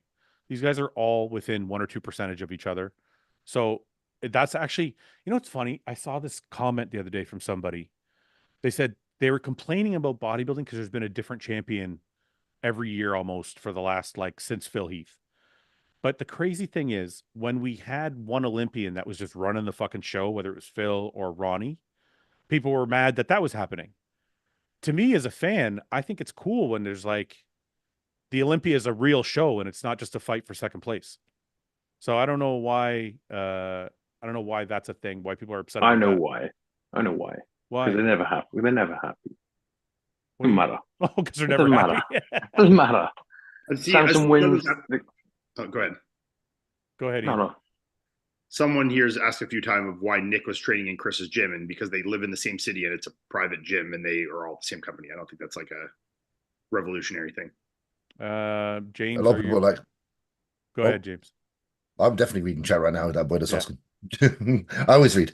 No, because a lot of people are like Ben and Nick. Ben This take on guy Nick. says, with all due respect, Nick Walker doesn't need to go to Honey Rambod. It's not Honey, it's Honey. Honey. Doesn't need to go to Honey Rambod. Why is everyone trying to go to Honey? What about when he Ben? is Honey, coaching? honey. Because he's got a fucking track record with 20 fucking 8 Olympias. That's why. It's not like it's not rocket Mate, science. A lot of people who had mentioned Ben. Ben, you want to coach Nick? I'll coach Nick. Nick, call me. Nick, I've already been told that. I've already said to Nick. No, but you know what? You prep Hunter, who's a big guy, very muscular. Like Nick is a very big guy, very muscular. I'm just, you know. This guy says, homie Rambod, best coach. Anyways, what are we talking about? Are we taking some questions or what? What are we talking about? We got half an hour left. Sure. What else is going on in bodybuilding news other than that? Is there any positive shit? I mean, Samson's Mr. Olympia is positive. Chris is retiring and potentially doing another show if that fucking post means anything. Is there any other awesome news? Can somebody tell me why Americans or no other culture gets this type of love? This is fucking wild shit. The guy takes second place. I know. Oh, Yeah. Look at this fucking shit. We don't get that here. Oh, wait, this isn't it, is it? Next one. No, it's this one. Look at this. We don't get that here. Look at this. It's like he won the fucking Super Bowl or some That's shit. just a regular day for Sam, though. When you know, so when you were turning up at shops with Sulek, wasn't it? Yeah. No, this is worse. This is more. He's got more than Sam. It's amazing. And people wonder why he got upset and left the stage last year. This is the kind of pressure this guy's under. He's got to go home to this. Well, did you see when he got second? He's like, "I'm sorry, I let my country down." It's like, whoa, Yeah. Like this is some real shit to these guys, man. It's not just a fucking But show. then I can tell you, training him with him when he's training, he's thinking about that if he doesn't win, he lets people down. Yeah. So that you can every rep that he does, he's thinking about I can't let these people down. I've heard it from James. Obviously, he told us about when he trained with him, but I've heard it from so many other people now about how they train in. It's just like it's insane. There's no one that's outworked. Like, you know, everyone goes, "Oh, no one outworks me." Like apparently, if you look at where he came from physically, like how small a guy he was. I thought there was one where he came in like off the. There was. I saw that one, and there was loads of people at the airport or whatever it was. Yeah. I think RX Muscle has it. By the way, look at his son. His son's front double. Is that his son? Yeah. No, this guy. Both of them are. Look at this kid's vacuum, man. His son's like kid's next up. I'm gonna say it. They've all got exactly the same eyebrows. That's definitely a genetic trait. Wait. You know his sons. Listen, can I touch on that for a second? I have to say, I'm absolutely proud of Hottie for not shaving his eyebrows. Oh no, that's part of your. He just owns that shit. He's like, I got one eyebrow. I don't give a fuck. Look at my gap. That's my imperfection. I keep that for a reason. Where's your imperfection? Let me see. I got a big gap in my teeth here. That's the only one. You can't even see it. Nah, come on, James, you got a lot more than that, mate. Nothing. But what I'm saying, even today we had this conversation. It's funny again, another conversation at the gym about imperfections are your perfection. You know. Yeah. So I agree with that. make like sure Ian, you do it. Like Ian's bald spot. I don't have a bald spot. Gone now. Look at this luscious box. Luca Polar. Can I just answer one question to one of my friends in the chat? He's 212 Pro. He's done quite well. He got third at one of his pro shows. So well done, Luca. What's his name? Luca Polar. Great physique. Have a look. Luca? Oh, yeah. K. Isn't it K? Oh no, C. C. Do I miss London? No. Fuck London.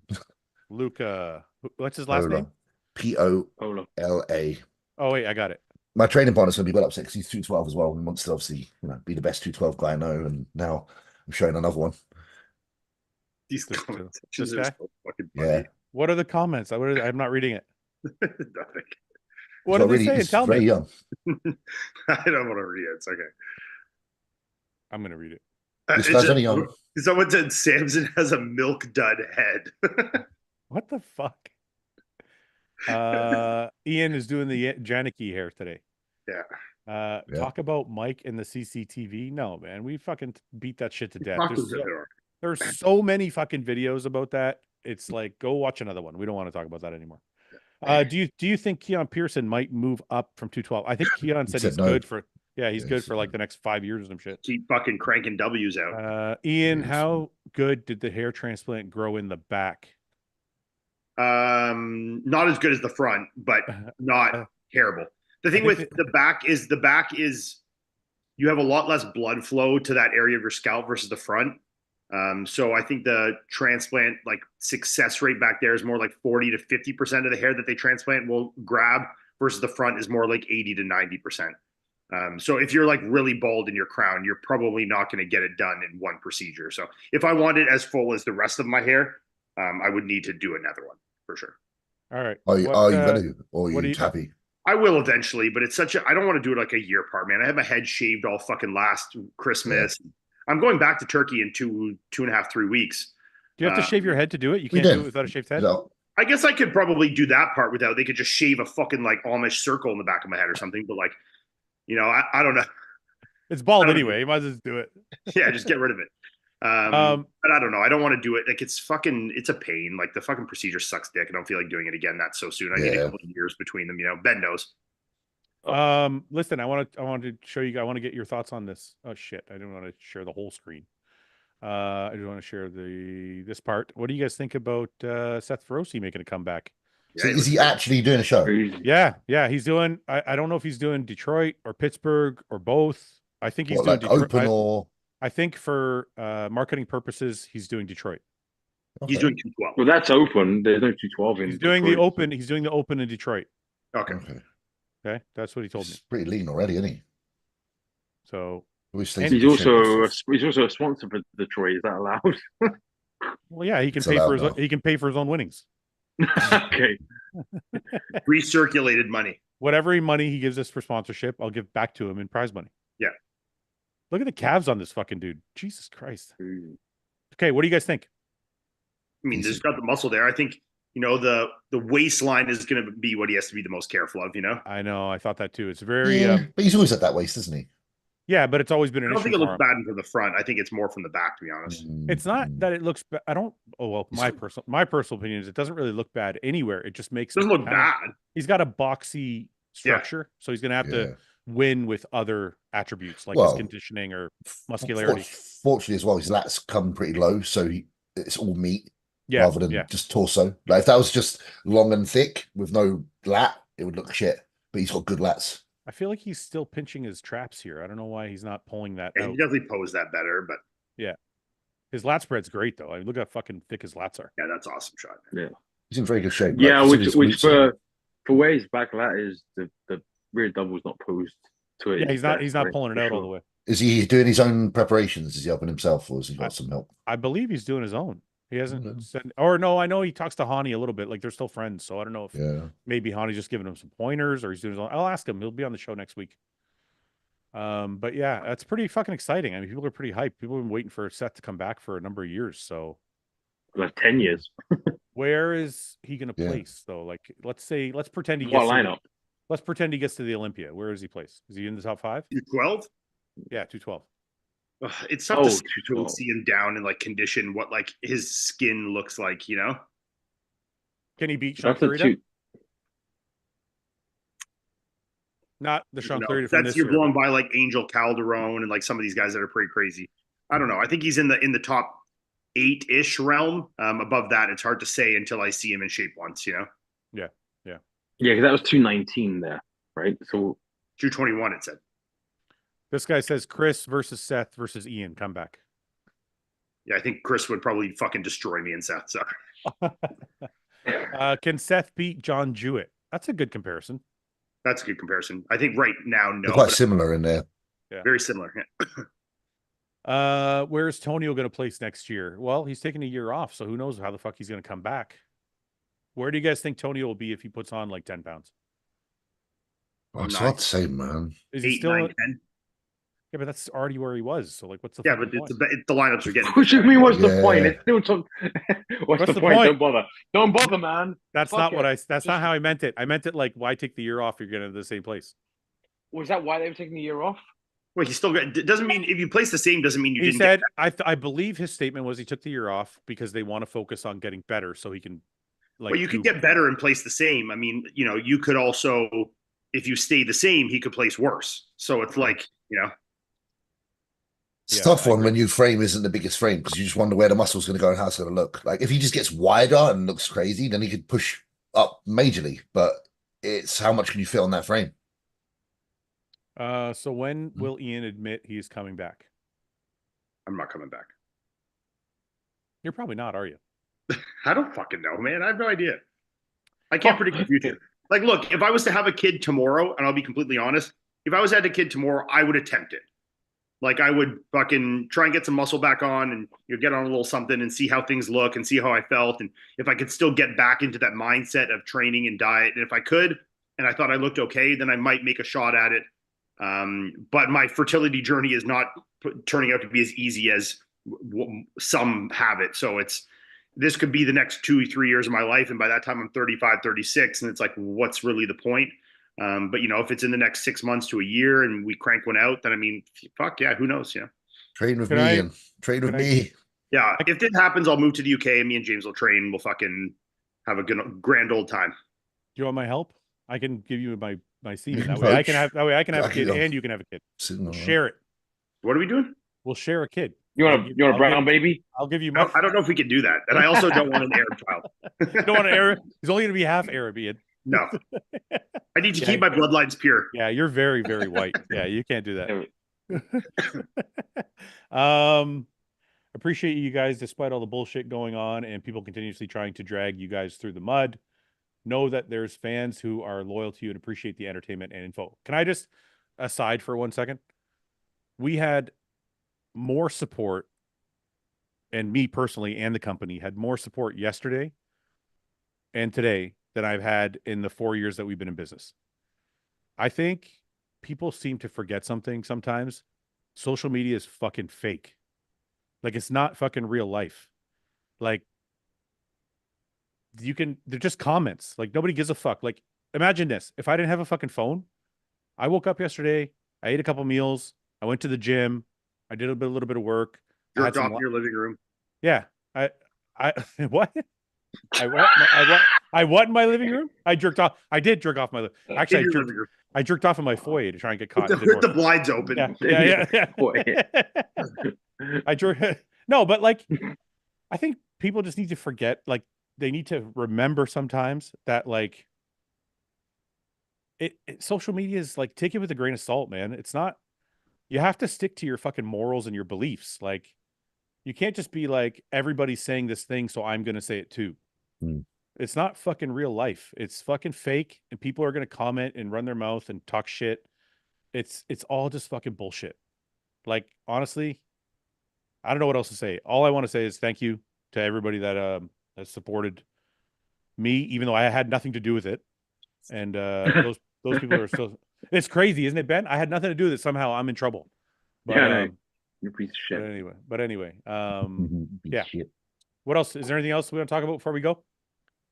Get some questions in. Waleed says, "Why are you refusing to engage in the discussion, though, dude? We put out a fucking podcast last week where all we did was talk about the discussion, and we talked about it for about 5 or 10 minutes earlier in this podcast. So we're done talking about it. A guy got pushed. Get over it. Like, that's it. But the other thing is, like, you don't have to give an opinion on everything.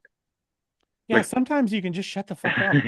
Well, and like I said earlier, there's a difference between public opinions and private opinions amongst friends. And like, right. You want our public opinions, and that's not necessarily necessary or accomplishing anything positive. So, all right, I got one for you. Chris is leaving. There's a bunch of classic guys on the rise. Is Wesley going to make his way back to where people thought he should be, or was Wesley only a winner of the Arnold because the other guys weren't as good as they were at the Olympia? No, because Ramon was. I know Ramon wasn't his best at the Arnold, but I'm just saying, like, or the Olympia. Yeah, but all I'm saying is whether it's Ramon, Urs, Mike Sommerfeld, anybody else, like, is Wesley going to be able to get back ahead of these guys to be in second place where people expected him to be, or did he place where he should have this year? Well, I think he placed where he should have this year. Do I think that he can improve and place higher in the future? Sure. I think this, and it was really exposed in a lineup of this much depth, you know, where his weakness is in the legs, especially in the hamstrings and glutes. And until those are brought up to like a extremely significant margin, he's going to have a tough time in these Olympia level lineups. You know, I think you really saw there's very little maturity and density to any of the muscle from, you know, his legs from the back. And these guys have like wide, dense adductors and hamstrings and stripped out glutes, and he doesn't have that yet.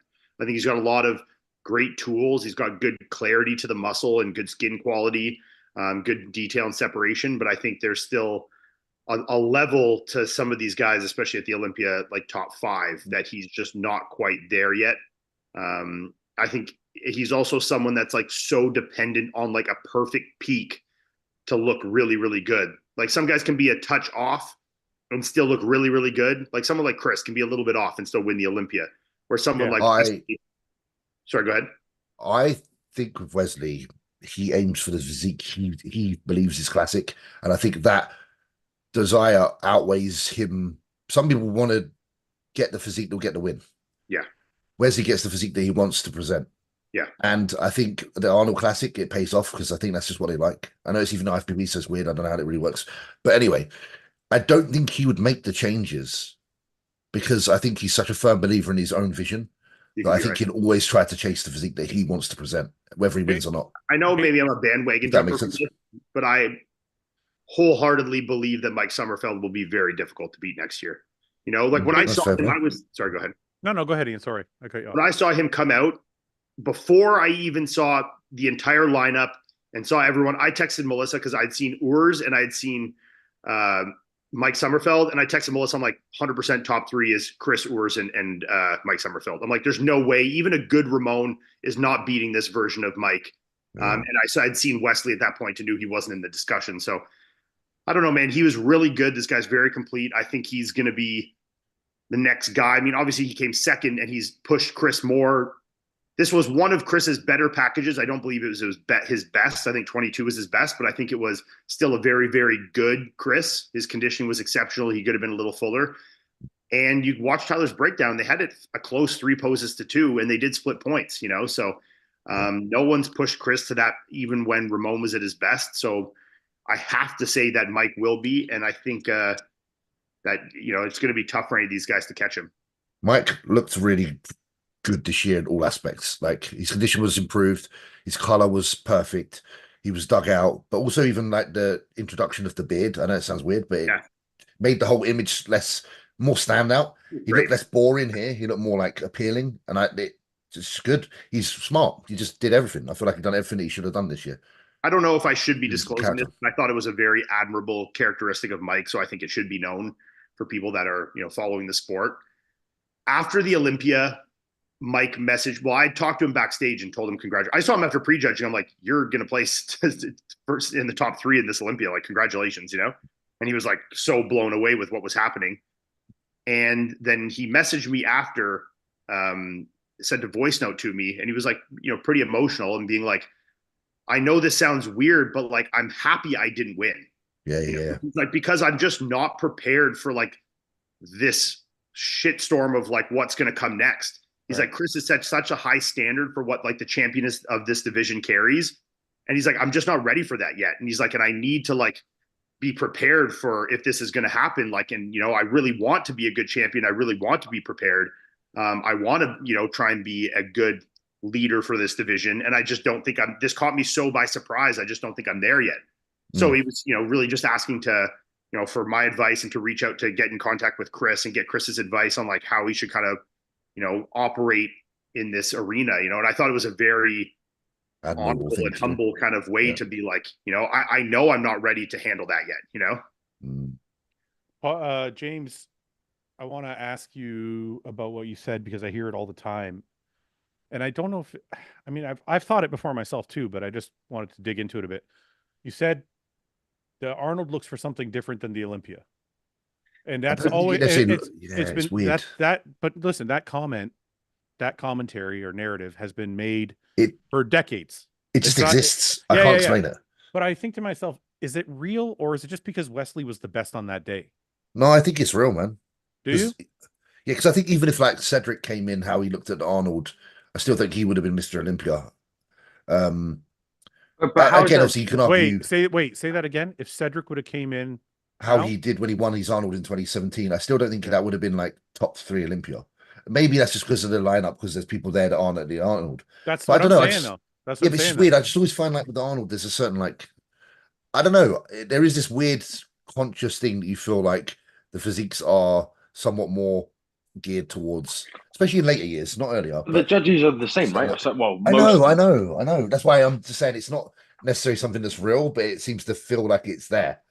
I don't know. It's just a weird.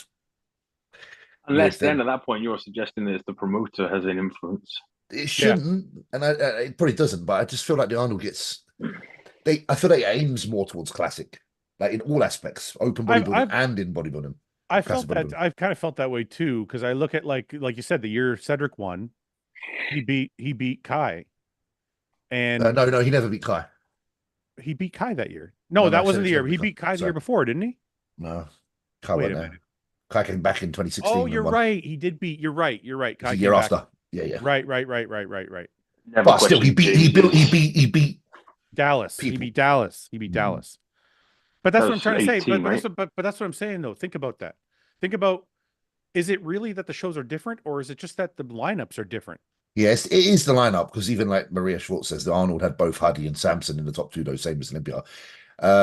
I suppose maybe it's just from the outside. You know, the way that Arnold's like an invite only and people choose it, it's had that differentiation in the lineup. So you almost feel like it's that way. Yeah. Do you know if you look at, I think, don't quote me on this, but if you look at the Open Arnold, the guys that were in it placed very similar order to how they put, aside from Hadi and Samson, but they were kind of in the same. But they were just one spot flip. Yeah. Like if you look at Rafa, De La Rosa, Akeem, like boom, they were all kind of how they stacked up into this Olympia also. There's no difference. Kai never lost an Arnold after he won one. Every Arnold that Kai done, he won after the 2009, 2010, and 2016. I wonder how bad it affects you to have one guy ahead of you that is always kicking your ass. Oh, it's jarring. Can you imagine, like, just your second place at the Olympia every fucking year to the same dude? Like, Jay's gone through that. Kai's gone through that. Kevin Levrone went through it with a couple. You never see it through. You never get to the other side of it. You're right. You're right fucking there. Well, Jay got through it eventually. But even Jay says he didn't feel good in that moment because he knew it weren't the best Ronnie.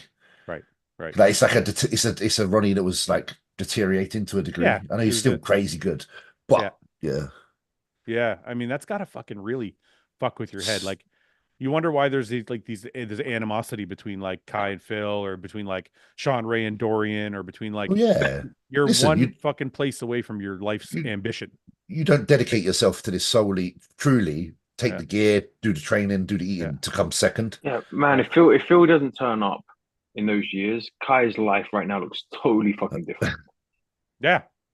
Well, Like- this guy said too, Rich Gaspari. I didn't think of that. Rich Gaspari lost. Mm. Hey, can I also And say Flex Wheeler too, right? I think it's cool that Lee Haney's been popping up everywhere. I see him commenting. Yeah, he's on a fan of different people's stuff. he's a fan of where the bodybuilding direction is this year, which is good to see, isn't it? Yeah, yeah. But Well, yeah, he's been like, very outspoken previously, right? Against it. but it's you know what? Even though people are like, oh, they're like, I remember when he was shit talking. Lee Haney's never shit talking, but I remember when he was giving his opinion about how he disapproved of the way bodybuilding was going. A lot of people at the time were like, "Oh, he's fucking old school. It doesn't matter what he says." But I think that's kind of like that's not really real. I think it does matter. I think when you have an 8-time Mr. Olympia winner, you want him to like what we're doing, Of course. right? Like if you're a body, he knows bodybuilding inside fucking out. No, I know he knows it for the purity of it as well. I know, but like I'm asking James, for example, like Yeah. you want Lee Haney to like what you're doing. Is that true or no? I would appreciate it. I'd respect it. Yeah, for sure. I'd be like, that's right. great because you're paying homage to the people that laid out the path for you. Right, right. So, but who would it mean more for? Would it mean more if Dorian or Lee Haney gave you props? This is a race thing again, isn't it? You're asking me if the white Mr. Olympia I knew he was going to go there. gets my back. No, do you know, if any one of them said they like one, James, I'd be well happy. Who's more important, the white Mr. Olympia with less? Love how the word is who's more important? With less Olympia wins, or the black Mr. Olympia? That is the most this is probably the most racist thing we've ever done on this podcast. You're the one. That's not me. Who's more important? Wait, you missed the wording. If we read that in quote, who's more important, the black Mr. Olympia with 8 or the white Mr. Olympia with 6? So what you're saying? Wow, the answer is bad. The answer is Dorian, right? Oh, come on, fuck off. Okay, use the word British, and then it hits a different because he's British. You know what I think that people keep forgetting, and it hit me when I was at the press conference. Iris Kyle's won like 11 Olympias or some shit. 10, yeah, 10. Is it 10? Oh, I thought it was 11. Yeah. Still 10 is fucking 10 wild. Was fucking crazy. And nobody talks about her. It's just because people didn't have the same respect for female bodybuilding, do they? Yeah, but people talk about like Linda Murray's doing well. She's got 8 Olympias. She's always out there doing her thing. Her personality seems to be one that's preferred. I don't know them very well, but she seems to have a personality a lot of people have more respect for. Is that why? Just seems to be. I don't know. General consensus. I don't know Iris's personality. I've never heard her like actually give an interview.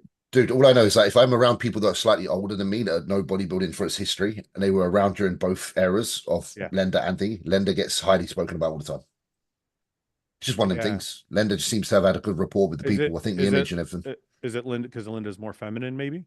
Maybe. Like she represented the sport in a different way? Maybe. But Lenda's also still entrenched in the sport and the promotion of the sport. Yeah. She's still doing interviews and all this stuff. Yeah. And well, she got her own show. Like she's doing stuff. Yeah. She's at the shows. She's in the mix still. Because I don't think Iris doesn't attend the shows. Like she doesn't go and It's funny how fast you can disappear, but it's also funny how you can stay relevant. Because like when I think of Dorian Yates, I remember him at FIBO. This is back like 10 years ago. And there's nobody at his booth. He was at the booth. There was nobody there, but it's because he completely stepped away from the sport. He was just doing like some booth stuff here and there. And then now he's like made a resurgence. He's plugged himself back in, hasn't he? To a degree. Yeah. So it's funny how you can like step away if you want and come back if you want. Ian, what are you texting? Well, that's the beauty. What are you doing? I'm just reading the comment section. That's all. Oh, okay. I thought you were texting somebody. Fouad, maybe have a podcast with all women on the panel. I wouldn't know what to talk about. I don't know anything about women's bodybuilding. Sorry, bad enough with Ian and James and me on. Yeah, those guys arguing. All right, let's wrap it there. Anybody want to say anything before we go? Ian, we didn't do a prediction for Romania or we don't have enough people line up yet. We don't even know who's doing it. All right. Well, I've got my new house, but I'm not in there yet. I've got it now. Hey, right, guys. Good for you, man. Secured. Yannick has been doing all the decorating while I've been living here and doing nothing. I saw the photo of it. It's a big house. Decent size. 4-bed, office downstairs, garage, as you would say. I say garage. Garage. Big, yeah. Like you guys have basement? Do you guys have basements commonly in the UK? Where I live right now in this house on this road does have quite a lot. It depends where you live. Depends where you live, man. Posh places. So you have a basement? No, I don't in my new house. Oh, you don't in my new house. So what are you going to do with the empty rooms? That's what I'm curious about. Oh, one's the gaming room already sorted. One's a walk-in So- wardrobe. Wait a minute. So is the gaming room also double as your office? Well, yeah, because it's big. Okay. So you So have office, you have gaming room. you have a bedroom, you have an office gaming room, Yep, spare bedroom, double bed. guest room. Okay. What Yeah, else? and a large walk-in wardrobe. So you made the fourth room a walk-in. Yeah. Oh, And then downstairs, there's a separate balling. office for Iain. Listen, when you can make one room walk-in, you're balling. Listen, you said earlier you were jacking off in your foyer. Like if you Yeah, have a exactly. fucking foyer in your house. Yeah. Like I will build a little outhouse as well, you know, one of them like little cabins in the garden where you can have like some privacy and just chill. I will do Oh, I that. thought you meant like a toilet. No. There might be a toilet in there. I might need one. You call an outhouse like a portable shitter here, you know? Yeah. Are you going to make do that for Yannicka. You have a little side by side. I was going to say, are you going to make a toilet like Oh, the one shit. that's like they're side by side, like reversed, so you can So talk? like the ones we got in Norway. Yeah, so you can talk while you're Yeah. shitting. Make Maybe. you feel at home. I like those toilets. They smell good. They got potpourri in them. They smell good. How far is the new house from the gym? 5 minutes. It's nearer than this. It's nearer than Hey, this is to the gym. This guy wants to know if you get tornadoes in the UK. I You don't actually think so. do, but they never touch You do? down. Yeah, they happen quite a lot in the Midlands, like in Manchester and stuff. You see reports every now and then, but they literally start and they don't really ever. Yeah, well, you're hit the ground. surrounded by water. It makes it kind of tough, no? Yeah. Isn't that why? So you don't get full on like, but there are. They Is that do why? happen. Do you need water? Do you need like land? Well, You get that's water, if it's in water, it's water spout. You get water spout instead. Oh, if it's water, it's a fucking hurricane. No. Water's just Well, water yeah. spout. You get a tornado in the water. You get a tornado in the All water. I'm saying is I live right next to the Great Lakes, and Mm. I've always been told that's why we don't get tornadoes, because we're on It's like still water. pressure. It's still pressure. Well, you get them Cold in like low pressure. Kansas, which is like Yeah, not there's no water. I got to We ask get 'em- Paul. we get Paul's 'em the weather here. guy. It's a pressure thing. It's low pressure and high pressure, and it has to Yeah. create a cyclone. Yeah. We got them here one day. Like you know my backstab I've got where the grill is. Yeah. So it's like real fucking windy and gusty. So I was like, it was like I don't know, like 9 o'clock at night, and it went out there and it was windy, and then suddenly went like fucking dead still. And Denise was like, "Come the fuck inside right now!" But it was like eerie because you could see the wind still like on my the other house was like gusting, and it was fucking like eerie, dead silent where we were. She was like, "Get in!" I was like, "Fuck this." we had some a couple years back in Ottawa that like ripped a whole neighborhood apart, like maybe 2 or 3 years ago. I know we're going. I know we're at the end of this podcast, but I am fascinated by them. I think they're spectacular to like view. They're crazy, like interesting. James, do you have you guys have Uber Eats there? Skip the dishes. Yeah. I've got Deliveroo, Uber Eats. Does it go to your house or? Yeah. Of course. Okay, I was gonna. I had Deliveroo before this. I had What did you sushi. say? You're like, does it go to your house? Where else would it go? No, you Well, idiot. Because if you sometimes live if you in live in if you the- live in yeah. a rural area, they won't drive Oh. to your house. Yeah, I had if some- I mean, fuck all delivered where I am. You fucking idiot. I had some of Ben Chow's native dish. Oh, You're it's so Pokora. why are you so mean to me? definitely not Well, mine. you're like, does it go to your I'm house? literally- Like, I'm well, what else literally- do these things do? I'm literally your best friend. Why are you so fucking mean to me? Yeah, I'm sorry. This guy says Fuad's got a little willy. I don't. It's like a fucking can of corn. I shove it in your fucking mouth. It's like this by this. It's like a hockey puck, as you say. Long, it's thicker than it is All long. right. On that note, we'll go for today, guys. Okay. Thank you very much. We'll Thanks, Leroy Davis is saying goodbye. yeah, I was Dorian's gonna trainer say, partner. did he scream at you like Dorian? Yeah, he does. Screams Yeah, everyone he like Dorian. screams. Yeah, he No. does that. No, for real. Was it like? Did it feel like the same Felt like kind of? it felt like I was Dorian. Yeah, that's what I'm gonna say. No, He takes me to that. Yeah. He's like that. that's amazing.